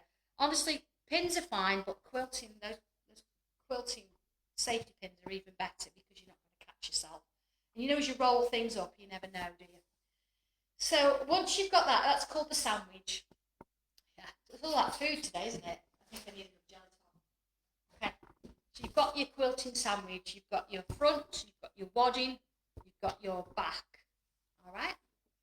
So on a standard sewing machine, you've got to think about what you're doing. Free motion, if you're into that, go for it. And do whatever you want to do. But if you've never done that, you think, I just want to put it together, look at your quilt. You've got rows. Yeah? You could stitch down these rows. And all that's going to do then is going to put this, and this is going to stitch them all together. And because you've got a line to follow, it's relatively straightforward. Yeah. Now, stitching in the ditch, we heard that term a lot, I'm sure you know, and that's all about stitching smack bang where that seam is, where that line is there. Sometimes, again, if you've never done it, you can come out the ditch a little bit, and it can be a little bit wonky because it's thicker on one side than the other. So take your time with it, but don't worry about it, because who's going to go, oh, you moved out a little bit on that stitch. You do need to make sure your stitch is about a 3, 2.5 to 3. You don't want it like the 1.8 you've been working on. So it's a bit wider. But what I would do is I'd use a very sort of like matching thread or something that you're going to sort of not see. So for this one, if you used a grey, pale grey, you're not going to see it. If you're going to use a white, you see how this white stands out with these letters? Your stitching's going to stand out like that. But if you've got a grey, it's going to sort of disappear in the background. So what do I use? I just sort of pull my thread out here. Now remember, we're using really good quality fabrics. So if you're going to use really naff thread, you get what you pay for, don't you? So this is Aurifil. Now it's slightly more in the range of, okay, let's think about this, but you get loads on it, and it's a good quality thread, and it's never let me down. So this is one in the session. You can get like a set of neutrals. So like the positivity one, the orangey one, I'd use a cream. So you see, look how pale grey that is. And if I sort of put my thread on, you see it's going to sort of disappear. So even if you do go out, it doesn't matter, does it? Yeah? Okay, I'm just going to put that back in my sewing machine. I mean, if you get what you can get. One thing you don't want to be using is, sometimes you can get these reels that are like a pound a reel or something. If it seems too good to be true, guess what? Yeah, you don't want to do it. It'll be breaking all over the place. So that's one way of doing it. You could go across here if you wanted to, and do it that way. Or you could even just stitch a square here. If you want to use fancy threads, or do a little embroidery thread type pattern, go ahead. I wouldn't do that because you've got a lot of pattern going on in your quilt. And by the time you've rolled it up, so I'm talking about rolling up, how's that? So say I'm going to stitch this end. It's fine because it's going to go in my machine, look, and there's not much there. But how do I get to this end under the throat of my machine? So what you would do, I'm just going to imagine that's my extra little bit. Remember, it's all pinned together. Is this helping, by the way? I know I'm going off piece of it, but I think, again, if you've asked the question, so you would roll it like this. See? Remember, it's all pinned. So at this point, I can get this under my machine. This is going to go in the machine this way, so I could stitch down here. And then when I've done that, I would unroll it, and then I'd perhaps roll it this way and do that one. So that's kind of how it works. So wadding goes on when you've done your front. I would only then, once you've got it all done and you've got it all stitched together, take your pins out, and then John and I always spread it out on the work surface, don't we? And we trim it. Because, of course, the last thing you want is, unless you want one, is a wonky quilt on the ends. So looking at this, you can sort of see it's straight there. It does kick out a bit here, you see? So the idea is we want to take as little off as possible. I mean, I'm not going to cut this, but I'll show you what we do. And what we'll kind of do then, we'll find a straight. So we know that this is straight, and I'll line it up. So you can see here, if I line it up, so that's as far as it goes. You see, I've got a little bit kicking out. This is going to affect the end result of your quilt. So what I would do is I want to take as little as possible, but once I've decided how much, I've got to take the same amount from all four sides. Would you agree, John? So let's have a look. Let's find something. So if I look at my centre here, my little quilt, I've actually got, let's do it this way, because that's like half. This is more of a foot. Let's line that up again. I've got 1, 2, 3 and a half. I've got 3 1/4 there going to that centre of that wheel. And it's touching here, but I've got a little bit coming out here and a little bit here. So I'd say, okay, I'm happy with that. Let's just make sure we've got this in the right place compared to this. It's all level. So I'd make sure that that matches, and then I would cut that off. And then I'd turn it round, and then I'd do the same on the other side, taking that, measuring that 3 1/4 from the same point. Yeah. So I'd turn it that way. Because then you've got a straight edge here. Ooh, put your ruler back on. Okay, find it again. If on occasion you find certain quilts, they'll have different patterns going on, so you can't really measure the same thing again. Find something else, find something. So here, look, I've still got that. But, find a point that you can look at, that you can measure, and then follow it all the way up. And then that is going to give you a nice, perfect rectangle or square, whatever it is you want.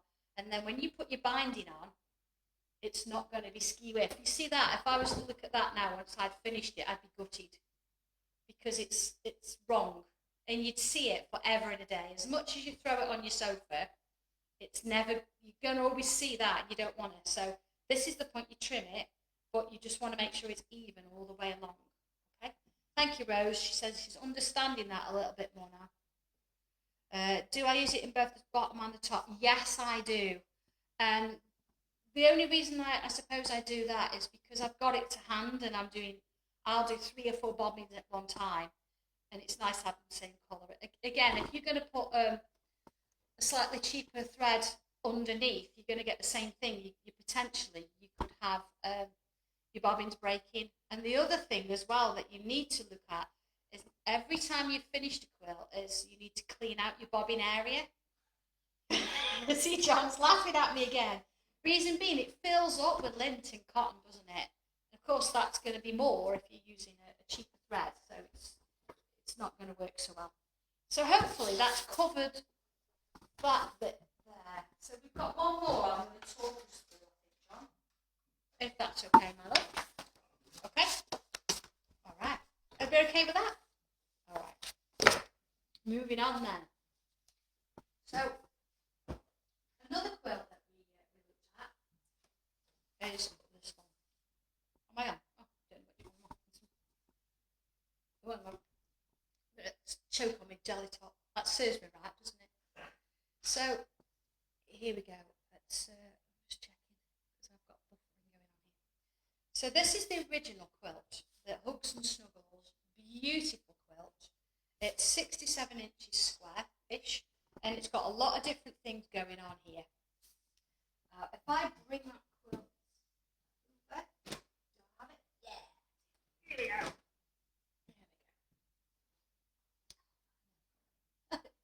I know. Do you know what? It's beautiful. When the light comes in of a morning, that sort of pinky coral glows. Yeah, it's just adorable. And you've got sort of quite a large block each time. So 2 different blocks. And I think they end up being about 12 inches, 12 and a half. Maybe, I can't measure it. Measure it, Sandra. Don't say you think, measure it. There we go. So that ends up being, oh yeah, because you've got sort of there. So we're looking at, that's a 19-inch block when it's done. And then you've got your lovely kind of little bit of a binding around there. Look, then you've got squares, dead easy to do. Then you've got a border, and then you've got your binding.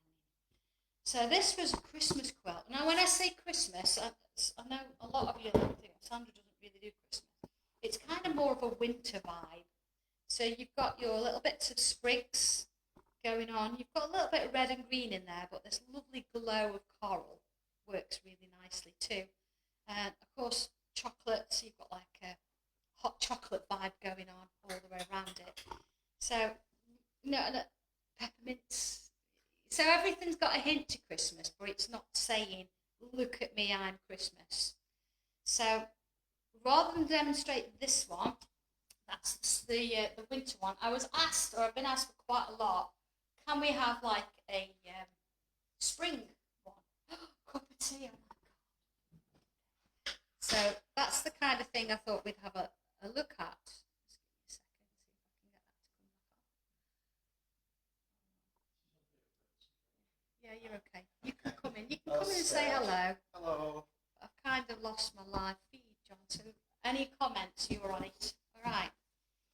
So I actually came up with this one. It's not completely finished like this one yet, but of course I've kind of superimposed it so you can see it. Everything works in the same way as this. It's just going to look a little bit different because you've obviously not got anything Christmassy vibed in there. Yeah, sometimes my phone doesn't work in here, John, so I haven't got any comments or anything at the minute.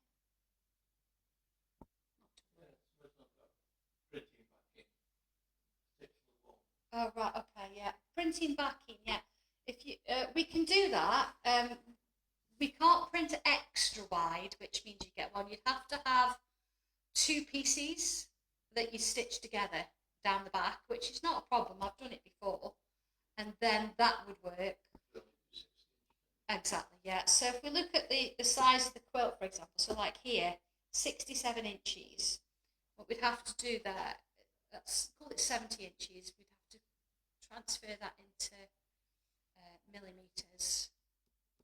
Don't know what that is in millimetres, John. Can't think at the moment. But yeah, but we could do that. We could work it out. As long as we knew what quilt it was you wanted, we could actually work that out if you wanted it to match. But you'd have to sew it down the middle. That means you'd get extra at the sides, but you could use that for cushion backings and things like that. So I want to have a look at this, and we did look at this a little bit on Sewing Street the other day, but I think it looks the most difficult. I'm going to say the word difficult, but don't really mean it.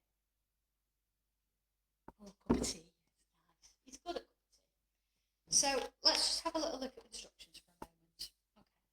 So it shows you here, look, again, this is the fabrics you're going to need. And if you just find the pattern, then it tells you how much of each one. Now this is all based around a 40, we used to print on 42-ish, didn't we? 42-inch fabric wide, yeah. However, the fabric we do now is we've moved to the 60-inch wide, so it's about a metre and a half, isn't it? I suppose, that kind of thing, 1500 mil, something like 1485 it comes out. It varies every time the head sort of resets its length or its width. Yeah.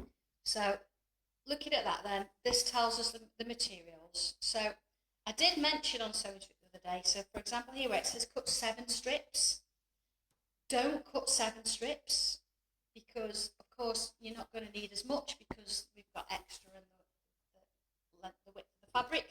So you might only need 5 strips or 3 or 4 depending on what you're cutting. So looking at this, yeah, that's what you need, but okay, bear with, all right?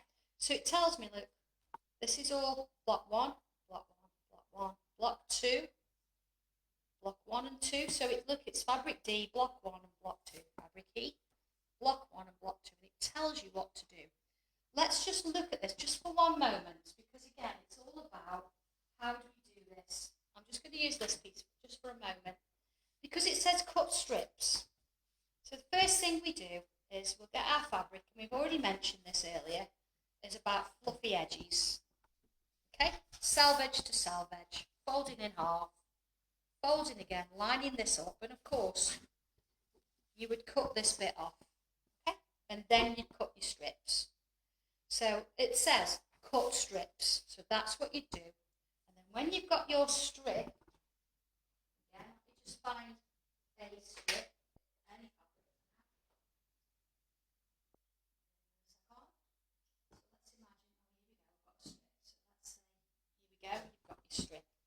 I know that explains. So you've got your strip. Right, can you zoom out a little bit, John?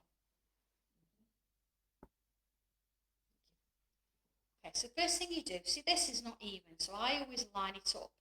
So I know that my selvages, my white bits are level. Okay, and you can kind of work it so it's level again, see? Okay. And then it says subcut.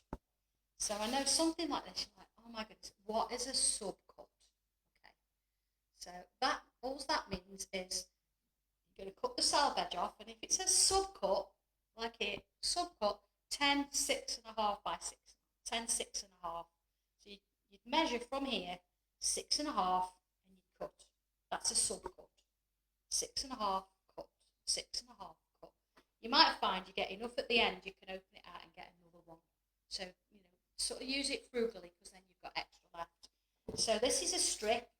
A subcut is when you cut piece off like that. Okay, strip, subcut. Sorted? Alright. So if I just move that out of the way and look at, we'll just talk through, I think, the first block. So the first one is this block here. So this is our little colourways. So, okay.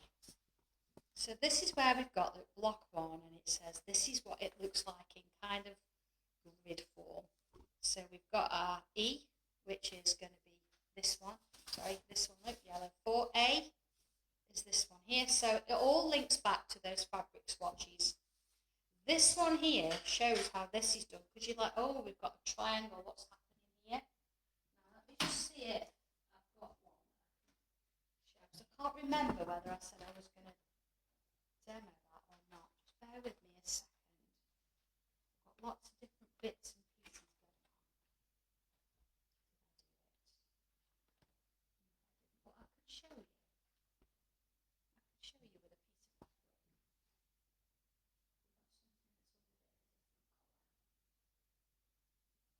Never have, have we? Never have when you need it. And as much as I thought I was organised today, I'm obviously not. Let's use a couple of these strips. Okay.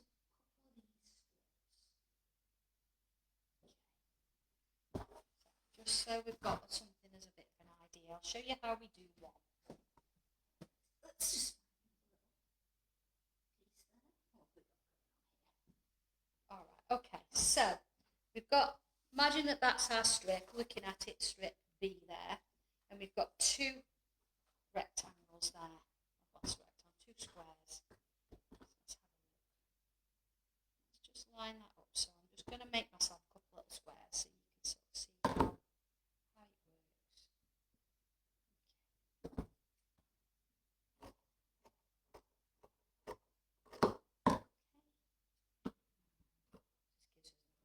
Okay. So when you're cutting this one, you would have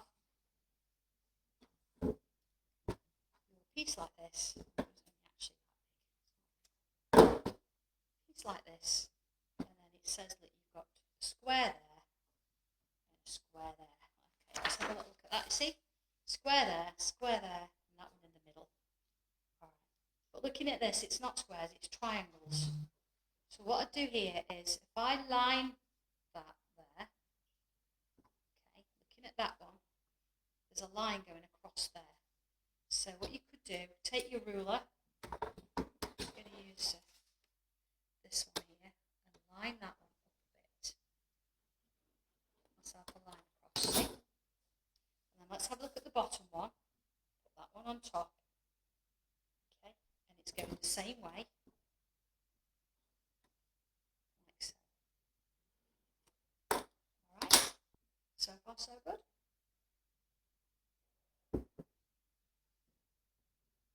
So all I'm going to do, take it to the machine, and I'm going to line those up. Bear in mind, this is just a little bit of a guide, so it's not the right fabrics, just showing you how it was done, okay? So there's one. Send that off. Here's the other, so they go in the same direction. I'm just putting the needle down actually on the line, so rather than having to try and guess it, I've got it there. Alright, so we've got that. Okay. So the next thing we want to look at, see that there's a triangle on this end. So we need to look at pulling this back, you see? So we've got a triangle on this end. So at that point, I'm confident enough that I can cut that away. Again, use your rotary cutter, 1/4 inch seam, gives me that. And then this side, it goes that way. So don't sort of get a little bit tempted thinking, what's going on here? That's how you've got to do it, okay? That one like that.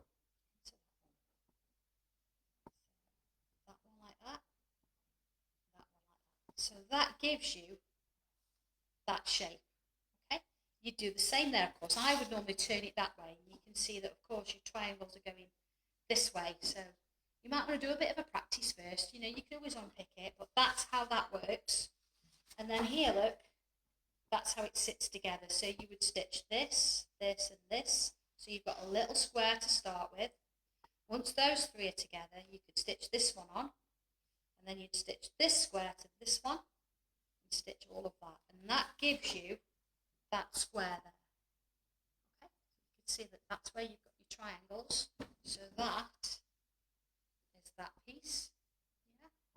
If you've got the original hugs and snuggles of this one, just want to make you aware that I think on the 7 and the sort of block B, where's the other one? Block C, I originally put 7 1/4 inch there, and I've changed it to 7 1/2. I think it's just a tad little bit short.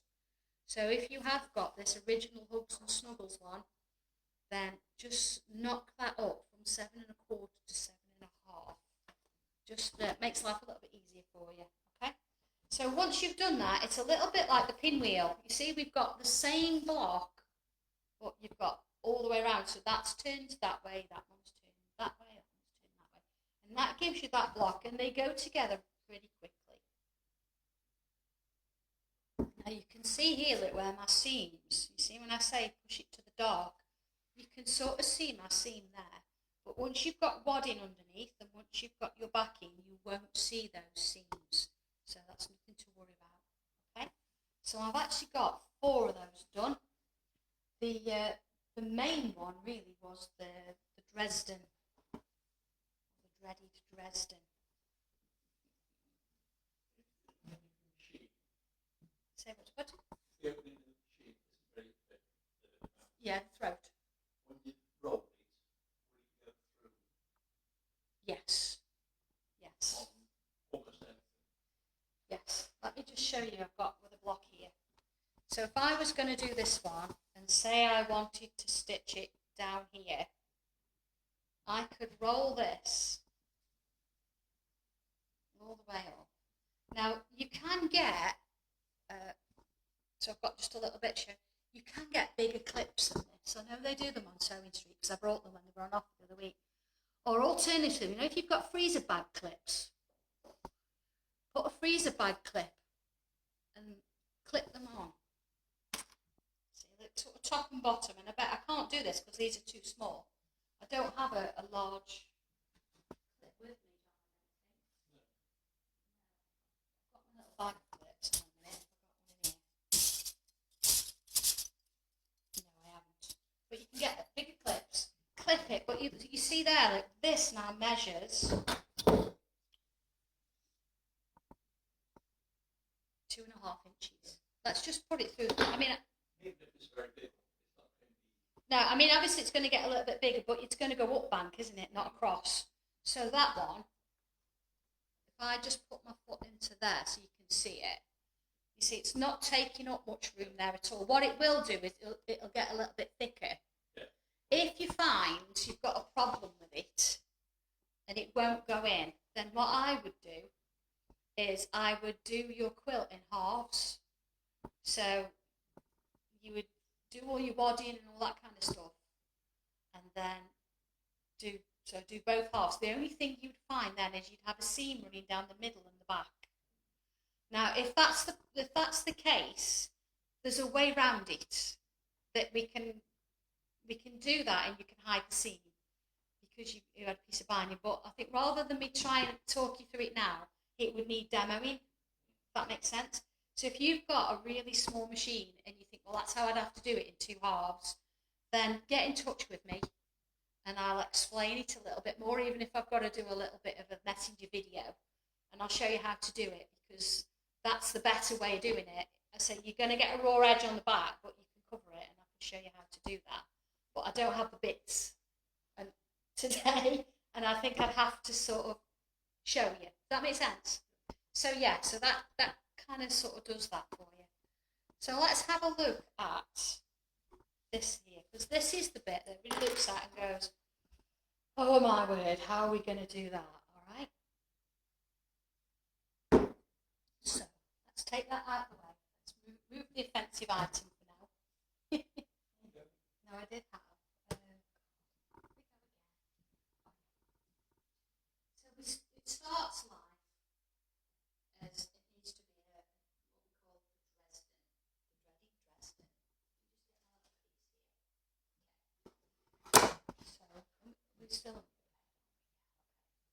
So what you would do with this is you'd cut your strip. Remember, we cut in strips as always. So this is my strip. Now this is a 5-inch, because on here you get a 5-inch and you get a 3-inch. Now with Dresden, it's purely a shape. Let me just find you one that there we go. Starts life like that. Okay. So what you would do with this is on our little piece of acrylic here, you've got measurements. Now I've put little feet on this to sort of hold it in place. You don't have to. And I've taken the cover off because it comes with a cover. Now even if you were buying just the instructions, you will still get this and the other 2 templates because you need them. I don't feel that we should sell you a quilt or a quilt pattern and say, oh, you can make this, but by the way, you're going to need this, this, and this at the same time. I don't know. I don't think that doesn't sit right with me. But anyway, so you've got anything from 1, 2, 3, 4, 5, 6 inches. Okay. So the thing that you've got to look at when you're using this plate, and this is with any Dresden, is I want a 5-inch, but I'm not going to put my 6 at the top there. You see, so where I've got there, and I've got 1 sticking out at the bottom, that's going to give me the wrong size. You've always got to start with it on the bottom there, and you see now I've got that extra inch sticking out at the top. Okay, so obviously at first when you've got your piece it's going to be sort of square, so you're going to have to cut that at an angle, and then very carefully with your rotary cutter and hold on to it, look, and I'm going to cut that way. Okay, so that gives me 2. So then I'm not going to put this on again and cut there and cut there. I'm going to turn it round. I'm going to line it up with that edge that I've just cut. Remember the one at the bottom, lining it up there, hold on to it. So it's kind of due a new blade, isn't it? You can tell. So that's my Dresdens. Okay? So that's with using that. Makes life so much easier. You don't want to be messing about with other things. Okay. So how do you stitch them together? You're going to fold them in half. Okay, and I'm going to just put my crease there. And I'm going to put a little crease there as well. So I would cut all of these at the same time and do the fold like so. I'll just do sort of 3 of them so you get the idea. Okay, so you've got that. All right, folded. So we're going to go over to the machine and I'm going to put them in so the raw edge is going in first and the fold is at this bottom edge. Line it up. In we go. There's the first one. I'm going to lift my needle up. I'm going to put the next one in. Lift it up. Move it along a little bit. Next one. Remember with this, you're doing it at about a 1.8 stitch. Same again. Up we go. Down and along. Okay. Then what I usually do is I take all of this and give it to John and he trims it off for me so you've got all your separates.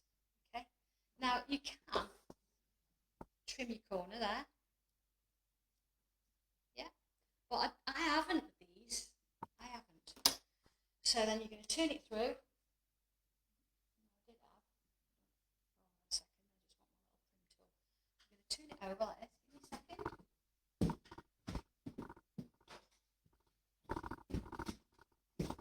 John likes using these. I'm going to take my little tool. I'm just going to kind of push that so I've got a nice neat edge and just sort of pull it along so that seam like that. See, so you've got that shape.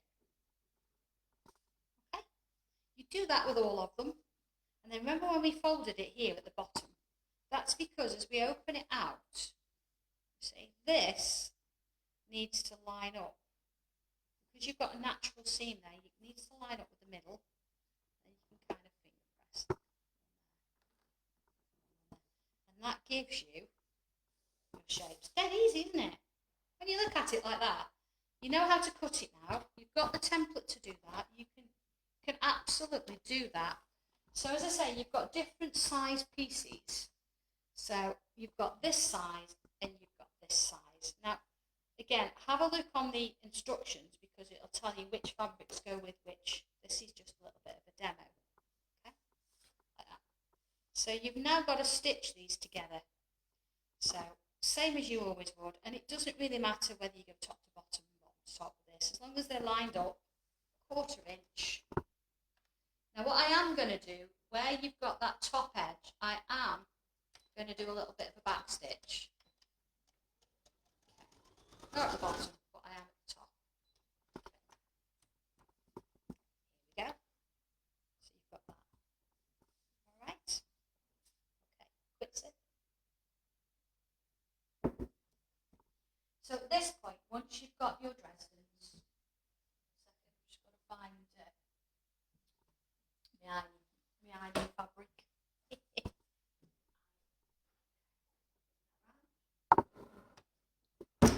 Right. So this bit, you see here you've got this. So I could just press it like this. So that's what we've been saying, isn't it? But not with these. I'm going to turn it round and I'm going to open the seam like so. You see this bit here, this raw edge? I'm going to follow that 1/4 inch up like that. All right, second. So you've got large, small, all going together. Let's have a little look at that now.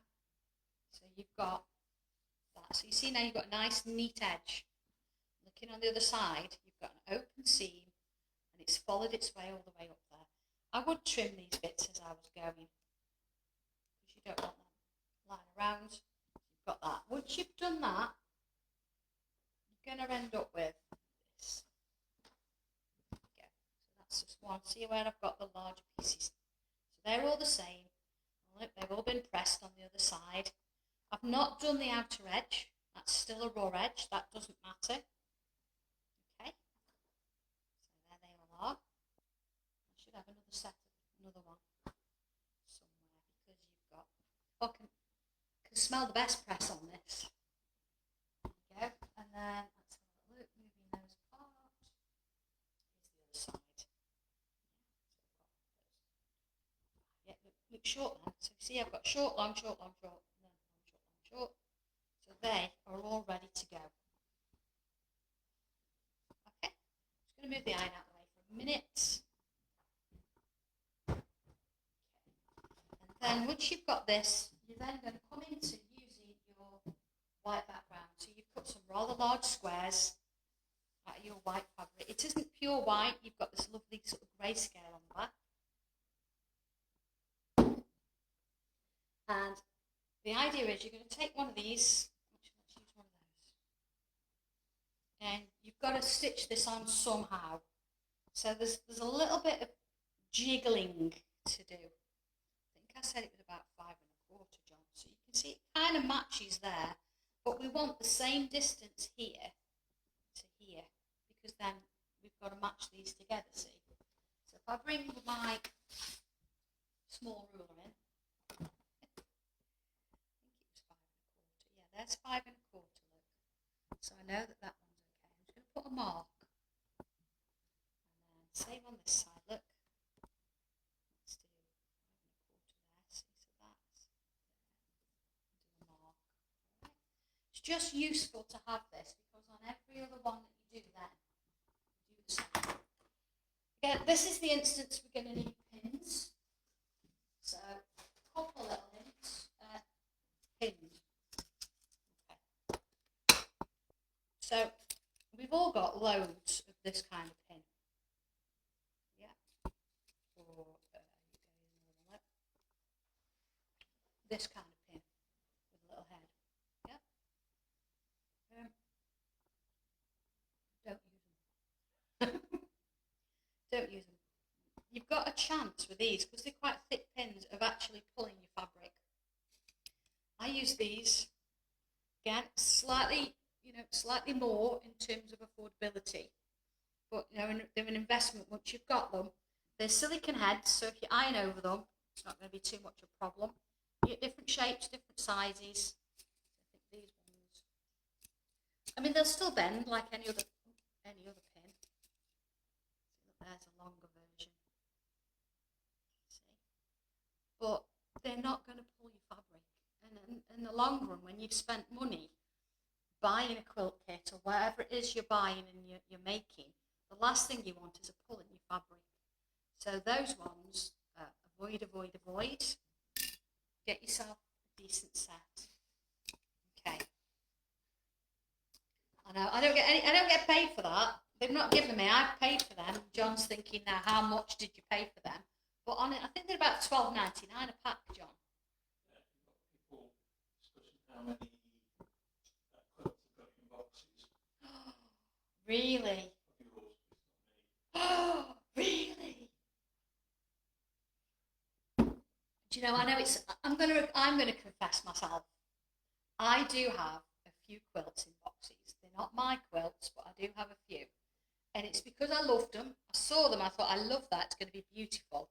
I did actually make Tommy one for Christmas. Was it his birthday? I think it was his birthday one year. It's absolutely beautiful when it's done, but why on earth do we do it? It's because we're frightened. For me, it's a time thing, because I'm constantly working on my own products, and it's always what's new for next time, what's new for next time. So I don't get the time to sit and do it, although I do need to, even if I spent an hour a week doing one. I've got a Tula pink one that I brought with some money that my mum gave me, and I thought how lovely that would be to sort of, when that's finished, to say, you know what, my mum gave me this. I know I made it, but it's really, you should do it. If honest, and I'm going to be really honest here, if you've got one of my quilts and you're thinking, I'm a bit scared, I don't know how to do it, please message me, get in touch, email, and I'll talk you through it, and we'll go through it. We'll take it out of the packet and I'll get you started. Even if it's, say, just an hour a night, an hour a week, honestly, they're more beautiful when they're out the box than when they're in, and they've been made. And it's like a drawing, isn't it? You look at a drawing and people go, have you drawn that? And you're like, yeah, I drew that. And how your self-esteem increases Imagine having a quilt on your bed or on the spare bed in the spare room and somebody coming to visit. You go, do you know what, I made that. No, some people have people to visit, John. I know our spare rooms are actually filled up with our hobbies. But yeah, please don't leave it in the packet. I mean, if you haven't got the time, I understand. I am kind of in the same boat. But if you have got the time and you're not sure, please get in touch. You know, I know we're busy, but we're only busy because people like yourself get involved and purchase our products. If you didn't, we wouldn't be here doing this. I don't know what I'd be doing. John would be trying to retire still. I might be stacking shelves somewhere, I don't know. But, you know, please don't leave it. Do it. Do it. All right, let's move my pins out of the way. All right.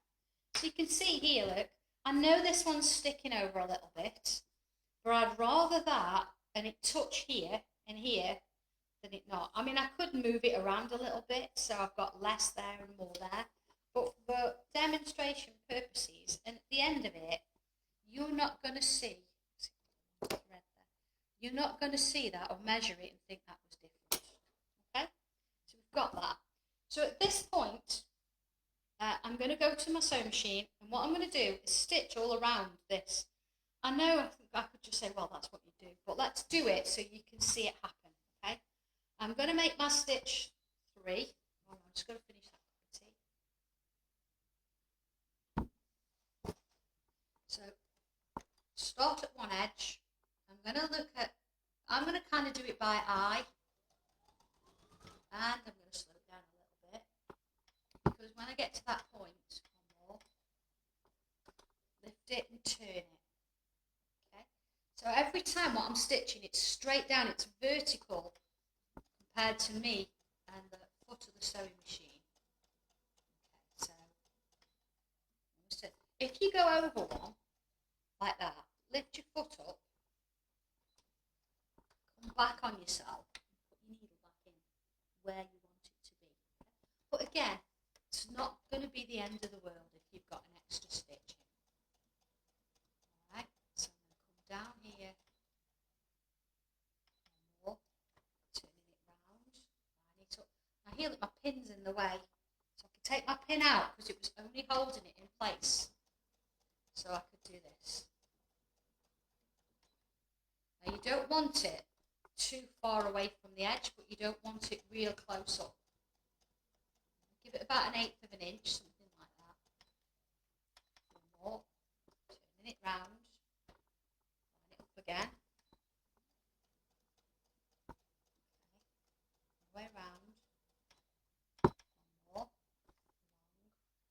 So John, this is when you don't get time to do this on air when you're at the studios.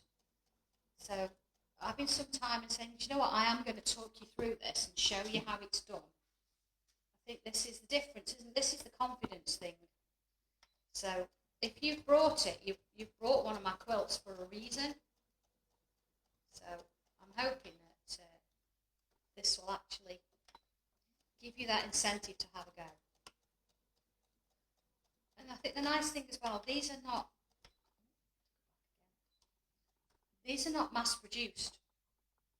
These are actually made to order. So I suppose if you order one of our quilts today from the website, then we still have got a few Sewing Street orders to do. Because I say, and I can't reiterate this enough, we get your order, they're all by the printer in the little factory down there, and we look at your order.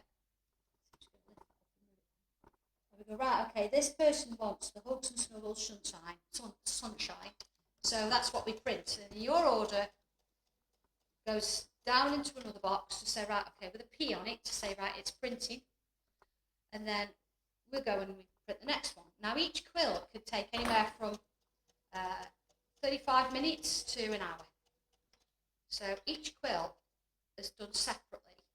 And then when that roll is finished, the roll's taken off, it's put through a heater, because of course we have to set the ink.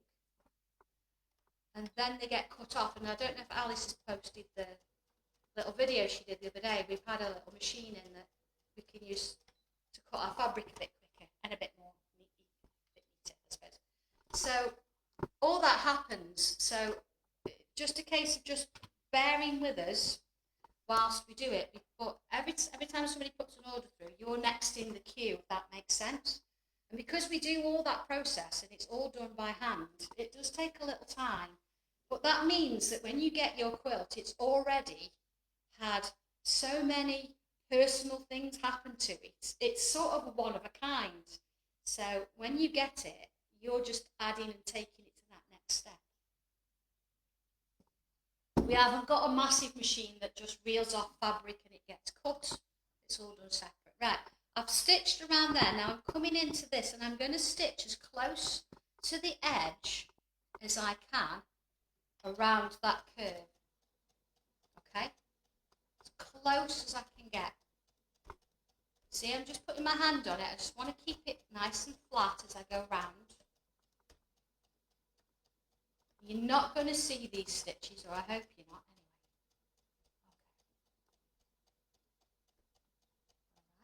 Okay. All the way around.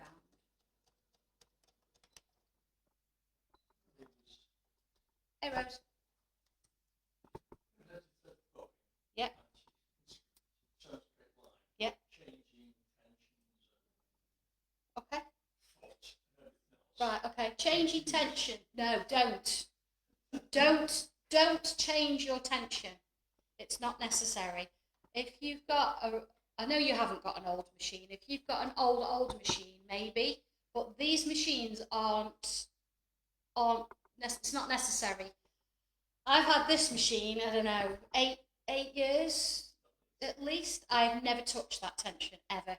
Don't need to. Changing feet. The only type there's lots of different feet, depends what you do. Straight stitching, use the same foot all the time, I don't change it. If I'm going to use a zip, I'm going to put a zip in, then yes, you need a zipper foot. I don't actually have one here. I've got a buttonhole foot. Oh no, there we go. So, changing your feet. Now there's a little bar. Can you zoom in a little bit there, John? I know we're going off piece, but if you're asking the question, I'm going to answer it. So you've got a little bar there, see? Now with a zipper foot, you've got like a left and a right side. I always kind of put my clip in this side, the left side.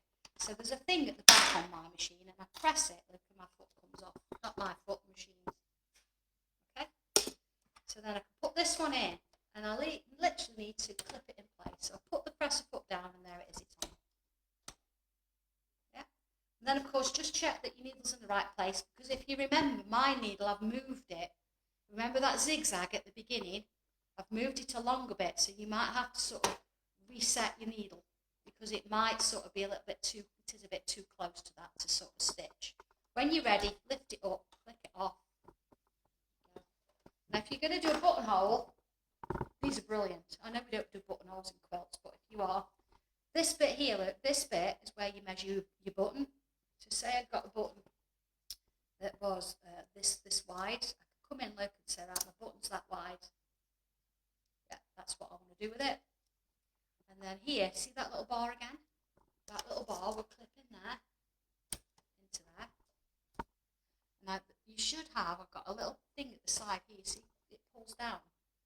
It pulls down, and see, it's touching that little bit of plastic there on the foot. That means when I bring up my my buttonhole stitch, and I line it up with the front of the buttonhole, up with the little lines there, put it in, press go, and it'll do a buttonhole. If this is not down, it'll give you an error. But that will actually give you a buttonhole the same like as that. Just make sure you've got enough in your bobbin, because otherwise it'll stop halfway through. Okay, so yeah, machine feet are never faff at all. Even if I was quilting my quilt, you can use a walking foot. A walking foot means you've kind of got to take this whole bit off. So you just got to unscrew it and put that one in. But honestly, I've got one, but I don't use it. It cost me 40 odd quid, I don't use it. But it depends what you do with it, doesn't it? There's loads of videos on walking feet. But for the general, what you're doing, Rose, I know you've got the afternoon tea quilt. Just use this foot, that's all I use with mine. Okay. That answer? Awesome. All right, next bit then. So here we go. We've got my little piece. I've not trimmed anything off. I've left that hanging over. It's not a problem. So the next bit is this section. We've cut some squares out, and then I've drawn a curve here. And again, how on earth do you do that curve? Always comes to next sweets. What if I needed an overhead, John, or underhead, or a side camera, and you're over there, sweet? So you've got your shape. Line it up and draw the friction pen around it. Okay, so I've got my line. What you then do is you need to cut yourself some bits of interface. This is really, really lightweight interfacing. Really lightweight, okay? The lightest you can get. And I've cut it into squares, or more or less the right size square that you need, okay? And what you're going to do is you're going to find the right side of your piece, and this one is the glue side, because it's fusible. The glue side is going to go down. Now this is scary. It's going to go down to the right side of your fabric. So this is nice and soft, but underneath, look, there's the glue. Okay, I know John's going, wow. So this is not glued. This is glued. It's going to the right side of your fabric. Okay, and then what I'm going to do is stitch exactly on that line. All right, exactly. So I'm even going to put my needle in there. I'm just going to take it down because I don't want it to. About 2.5. So stitching a curve, pretty much just slow down a little bit. It's still a straight line really, but you're just moving it a little bit. Yeah, I mean, hardly at all. The machine's doing all the work, you're just guiding it. There we go. All the way around. Okay, almost there. So, before you do anything with this, if you wanted to, you could cut this off as a triangle. So that then gives you something else you can use in a different project, because you're not going to need it for this one. So it's easier to cut it now than to cut it later. So if you want to do that, so you've got some extra bits, you can do that. Curves. When cutting curves, without a shadow of a doubt, I'll use scissors. Won't use a rotary cutter to do curves. If it's straight and if it's with a ruler, not a problem. If it's a curve, it's a problem. Not going to do it. Okay? So there's my shape. So do not put this anywhere near the iron at all. Okay? So I'm going to turn it round so the interfacing, look, it's that fine, it's like a bit of a net. Just roll it. Just roll it. And sort of put it on your desk. I'm not trying to change the shape. I'm just sort of rolling it round, see? So the interfacing is just sort of behind there. So I've got that. Do not press it. I'm going to say it again. Do not press it. Okay. All right? Because remember now, you've got glue there. If you press it, what's going to happen? You're going to have it stuck to your ironing board. Do not press it. Okay? Right, so onto here. I'm going to line it up. And just like magic, it should, here we go, sit over the top of those pieces, you see? So that sort of stitches you did, you're not going to see them because they're going to be behind. And then at this point, I'm going to put some pins in. Again, I always said I'd use clips before pins, but because I've got to come in and do little bits on the inside here, you see, I can't really put a clip there. I'm not too close to the edge, but it's holding in place. So now I'm going to stitch this, but I'm going to go pretty close to the edge. Okay, so I don't want any of that raw edge showing.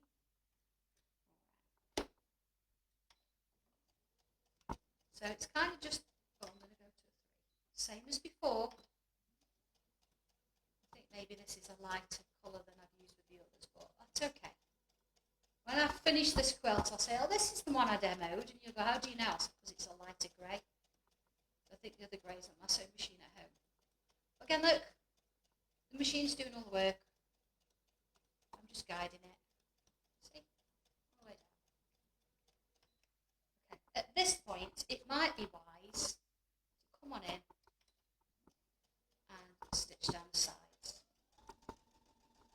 I'm inside the seam allowance. It just means that I'm stitching those sort of pieces of fabric together. So I'm not going to have, a little bit of a fight later on with too many different fabrics. And I know it's nice and flat now. Okay. All right. Let's take it off there and over to here. So that is my quarter piece. So I've now got a triangle to do. But if I bring this one, and this is the one I actually did on sewing strip the other day. See, so I've not stitched around them yet. But you can see, look, if I put these together, you see how that matches there? That's what we want. Okay. So let's have a look at, you've kind of got that idea. That's how that works. Okay. Now, another thing I'd do, as I do these two, I'd stitch them together. Then I'd do the other two that go with this, and I'd make sure that they match. Then I'd stitch them together, and then I'd work on the next one. Because if you're a little bit out with your next one, it might not fit this, but it'll fit that one. Yeah, so do it as you're going, okay? So, yeah, we've got this triangle to do. So I'm going to move that to one side.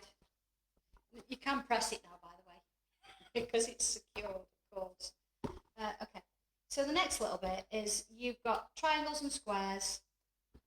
Here we go, I've got all mine cut out ready, because I am going to finish this quilt. Now, if I finish this quilt, I think that's a bit of a challenge for somebody out there who's got one of my quilt kits to get it out and finish it. If I had got time to do this one, and I remember I've got the purple one to do as well. Bobbin tension. Okay, we're having problems with our bobbin tension. Couple of things. Loose thread underneath. Okay. Let me just explain this. Do I have a bobbin?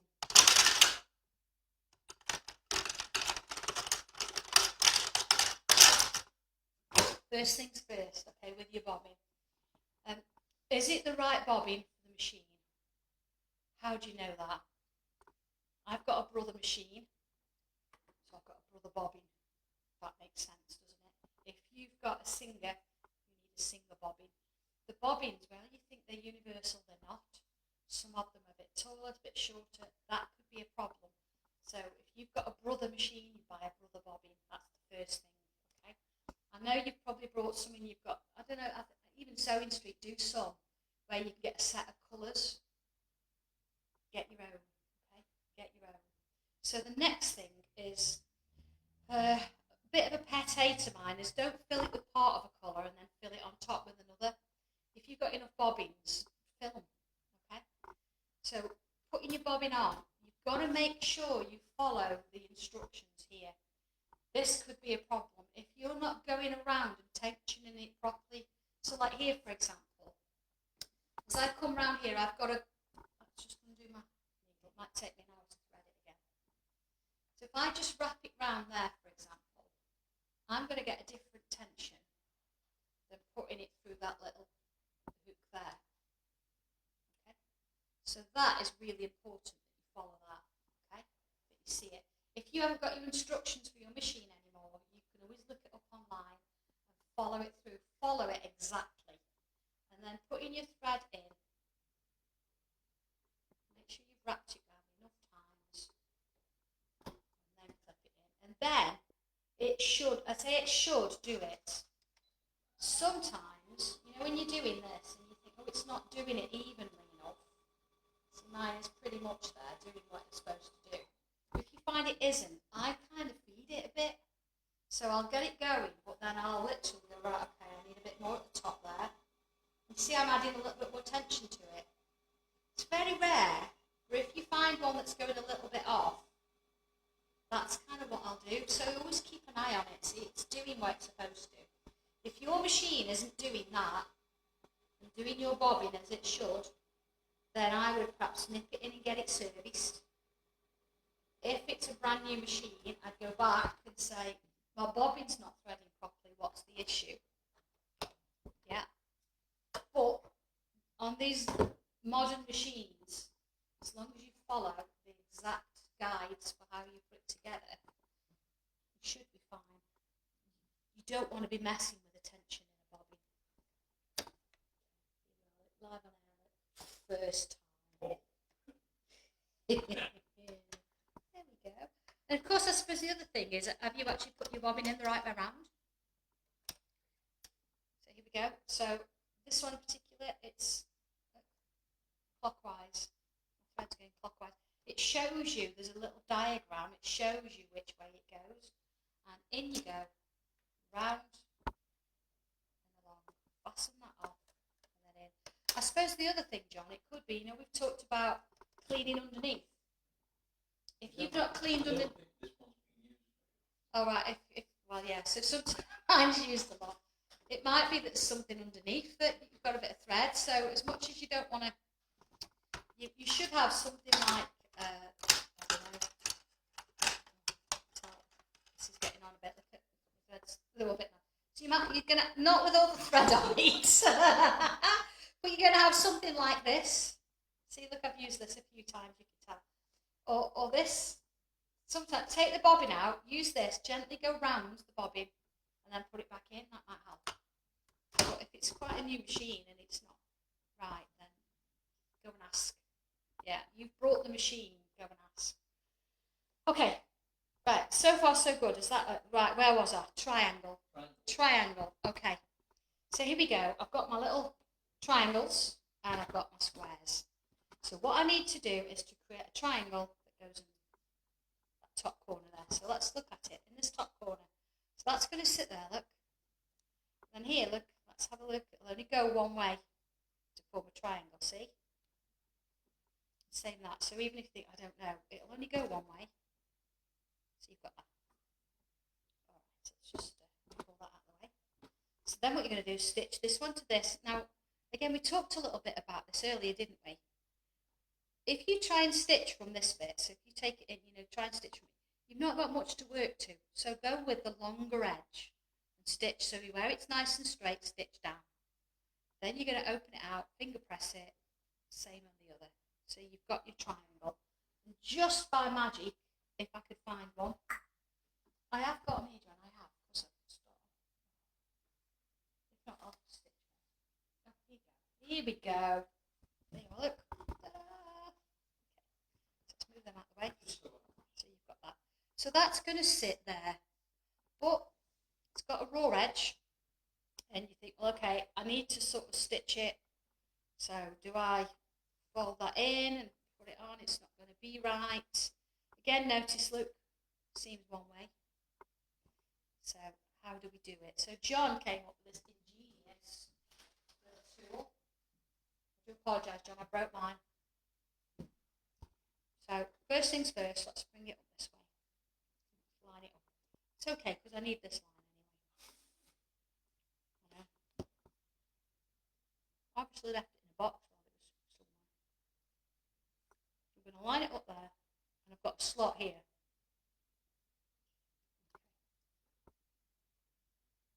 It's important that you do line it up with the lines. Okay, I've got a slot there, see?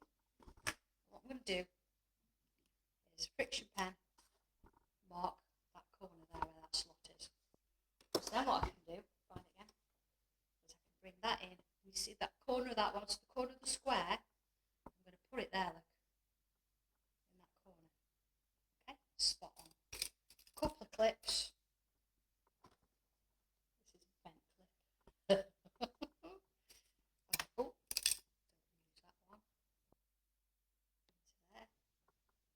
So. Okay, got that. So then if I put this back on,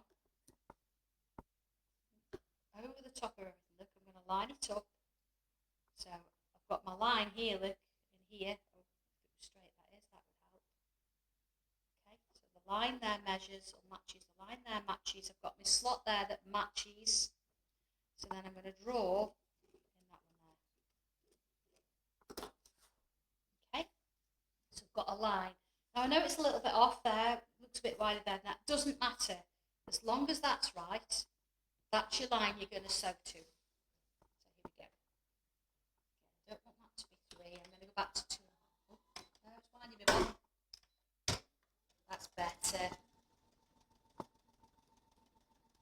I'm happy to answer these questions, John, if anybody's got anything. I'd rather sort of take away that fear of not knowing. You know, you think, oh, she knows what she's doing. I do. I've been doing this for a long time, but I understand. Yeah, I understand not everybody has. You know, if it's something that you've not done, do you know what I mean? It's hard, isn't it? Okay, so you see that I've got that. So if I take my pins out, and if I line that up now, thing of beauty. Look at that. So it matches. Do you want to go a bit closer there, John? Because it absolutely does match.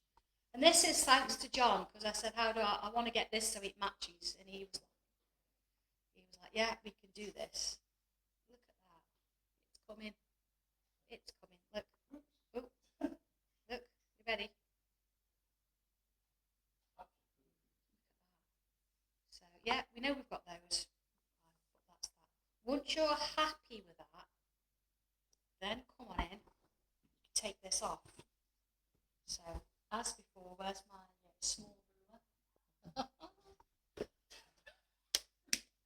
Do you know what? Actually, I use this such a lot. Let's just measure my 1/4 inch, look.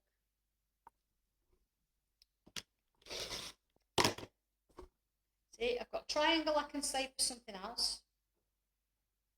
I've got that piece there. Because you don't want to keep this in here. It's just going to bulk up the fabric. You don't really want to do that. Again, turn it, take it off when you don't need it. There you are. You've got that shape there. And then the next thing, of course, is joining them together. Now, I know I've not stitched all this, but if I just join it together, so you could sort of see how I do it. I don't need those in there. Actually, I think I am, if you don't mind, I'm just going to stitch around this, John. You can always stop me, I suppose, by switching the camera off. I just think it's another one of those important things, isn't it? Yeah. You know, if I've got threads as I'm going, just try and tuck them behind, or if not, just sort of trim them later.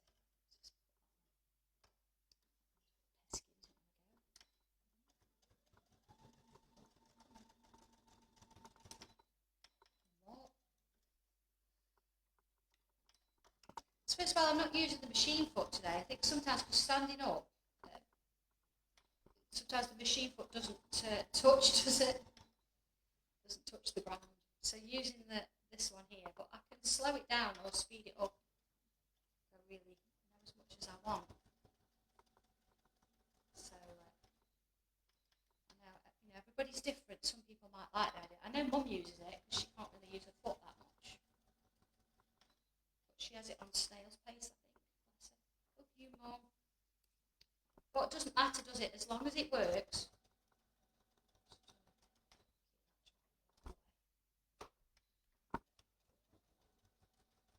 So if you want to, you can use embroidery patterns as well, can't you? There's so many on the machine these days.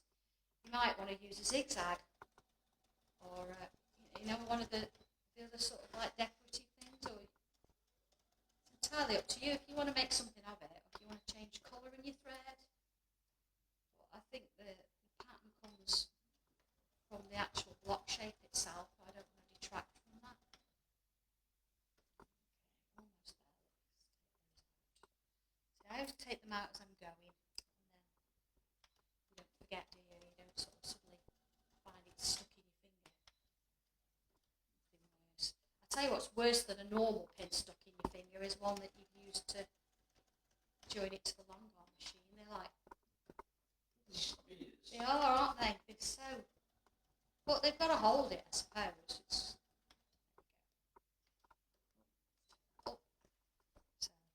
So I would actually top stitch all of them first, because of course once you stitch them together, I don't want to do that. Look.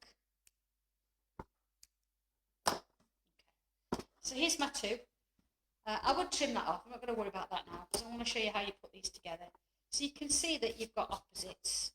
So you've got a long here and a short, or a 5 here and a 3 here. Okay. So let's just get rid of that little bit of seam there. So the main thing here is you need this to match this bit here. So if I turn it over, let's have a look at it. You've got to make sure that this and this match. Okay. So I'm going to put clip holding it. Okay. So there's a couple of ways. I could stitch all the way down and hope for the best. And mostly it works fine. But if you think, oh, I don't know about that, I want it to match, bring it over to your machine and come on in. Inside the seam allowance, do a few stitches. Just over that seam. So look at that. Then open it out. Okay? If it matches, brilliant.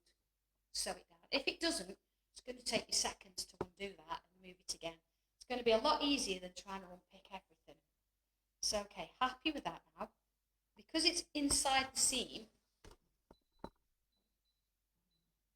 I can come along. Now I am going to put a little bit of a backspace there. Just because, you know, it's going to be a while till I get all these pieces together. I reckon if I'd got a whole weekend, I'd do it. But I've got Hobby Maker to deal with them, and I've got prep for that, so I'm not going to get this done this weekend. So, you know, if you're going to leave them for a little while, yeah, put a little bit of a back stitch or secure stitch in.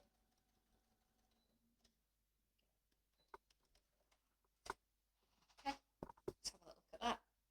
So there, look, it's my two together. All right, and again, when we're looking at about pressing, it's so small anyway. I'm not going to even try and open all that lot. It's just ridiculous. If you see, it's a little bit bulky there. You know, it is. See, that's where I join my seam. I can come on in and just take out a little snippet there. That's just going to make life a little bit easier. See, and then that feels a bit better. No, yeah, I would press to one side. So I'd do my two of those, and then so you've got your green there, and your red there. Stitch them together. And if I bring this one back in, John, if you go out a little bit. Here we go. Looks a bit complex. Okay. This one. Well, I've just gone through it from start to finish. I mean, if you wanted to, if you think, well, it looks a bit complex in terms of a lot of fabrics, you could reduce the amount of fabric and use the same colours. I know for the middle, for sure, I'm going to have this all the same colour for the middle one, rather than have different. But it gives it a little bit of interest. I think sometimes quilts need that little bit of an extra sort of colourway just to give it interest. And as it comes together, you'll notice bits that will stand out more than others. But by all means, I mean, this uses how many? 1, 2, 3. This uses 8 fabrics. And the white in the background. I mean, if you wanted to, you could change this for black. Or what the actual shape itself, yeah, the block. It's all about challenge, isn't it? And something a little bit different. So if we go back to our earlier ones, so for example, we've got our strips.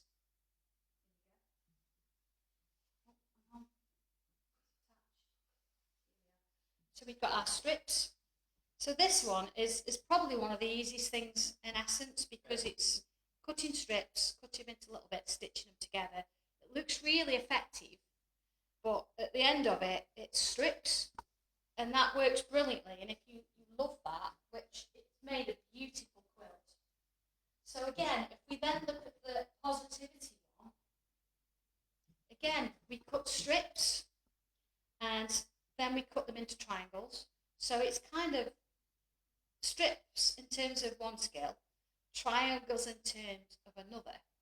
So when we look at this one, we've actually got a little bit more skill in it. So this is where you kind of, when I say you step up a little bit, you step up in terms of creating shapes, but Yeah, but because you've got the templates and because you've got the instructions, it's not difficult to do. It's just that you're cutting these at an angle and you're adding a little bit of applique in. So the skill level has slightly built. So your quilt's going to look a little bit different compared to the one with the strips. Can we just hold up, John? Can you come and help me? Can we just hold up this Christmas quilt? So I've got the original colourway, just so I can explain that to you a little bit. Okay, yeah. Put the right back. He's coming. Which way are you coming? Oh, the awkward way. I need you to be here. Just watch those cables. I said you come in the awkward way. Right, you right. So just before you put that one up, so see here, look, beautiful quilt. It's all strips, stripes. You've got some a little bit thinner as it works its way around. So the skill in this is about cutting. Yeah. So the skill in this one, I'm not that tough, is again we've got. That's it. So the skill in this one is about this bit of applique. So I'm teaching you something new, but I'm giving you the templates to do it and the techniques. So this one, you could do all of them in this. Again, this is a very straightforward one. The only tricky one here, which is what I've demonstrated, is that triangle. So it's another skill that you can do. But what takes you from a beginner with that and the strips to somebody a little bit more accomplished, or somebody that looks a little bit more accomplished, is a little bit of applique on it. So it's not that it's complex. It's got a few bits and pieces going on with it, but when you put it in with the whole quilt, it looks a little bit more impressive in essence, doesn't it? Can I just show the Christmas one while you do the other Christmas one? So then if we take that and look a little bit different, I know this one doesn't have applique on it. Here we go. Let me get it the right way around. So that's the top.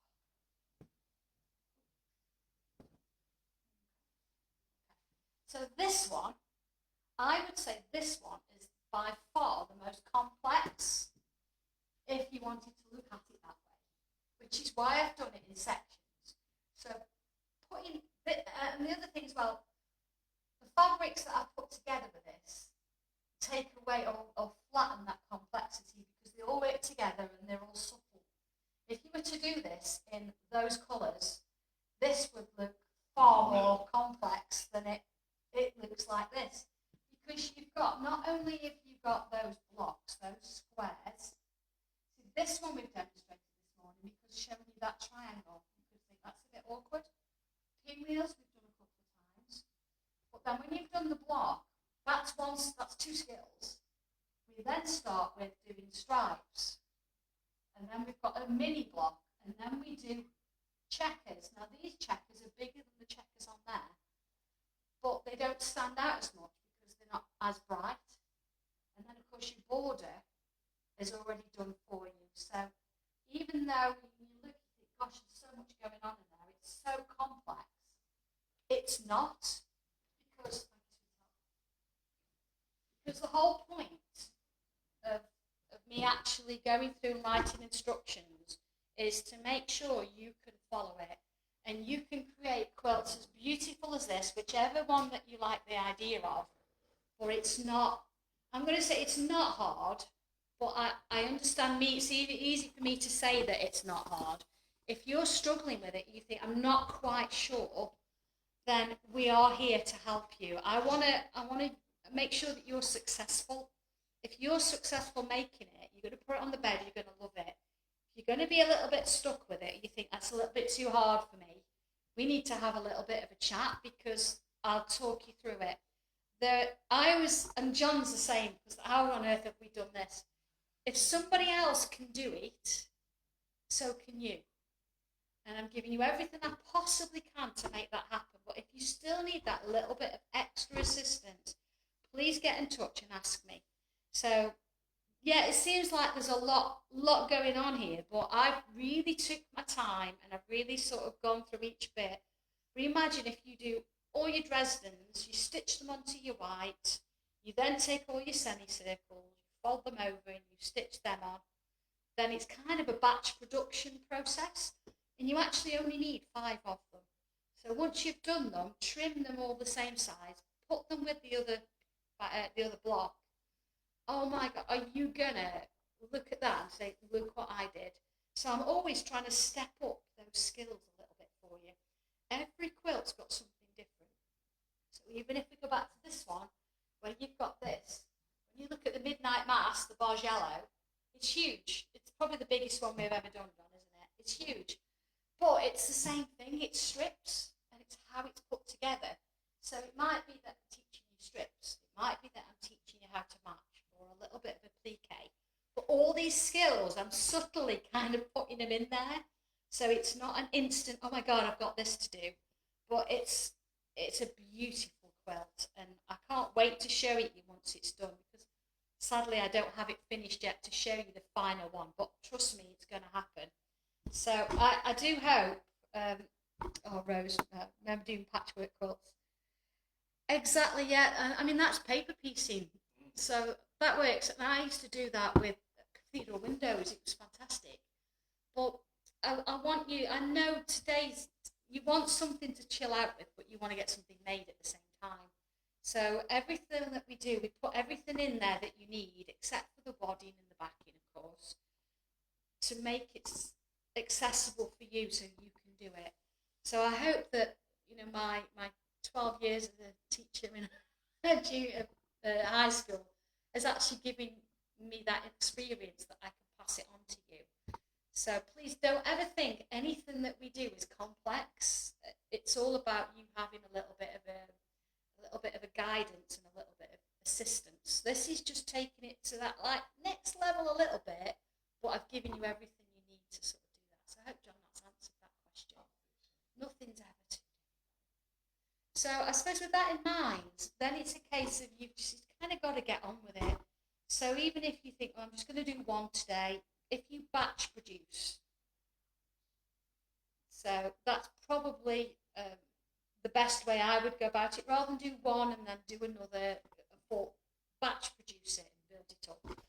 So quite a few hours today, quite a lot of tuition in there and a lot of explanations and a lot of quilts. They are on our website. If there's something that I haven't put on there and there's something that you'd like to look at, or you want to look a bit more detail, please get in touch with us. But this was all about making sure that if you've got this quilt or any of the others, you can look at it now and think, do you know what, I can do this. So it's been an absolute pleasure. It's been fun. I don't think I've got many jelly tots left, and my cup of tea is drained. So I'm going to leave you to enjoy the rest of your day. And I'm going to sort of tidy this lot up and do a little bit of prep for mine. So paper craft on Monday, I'm Hobby Maker, and then Sewing Street I'm back on about 16th of next month, I think.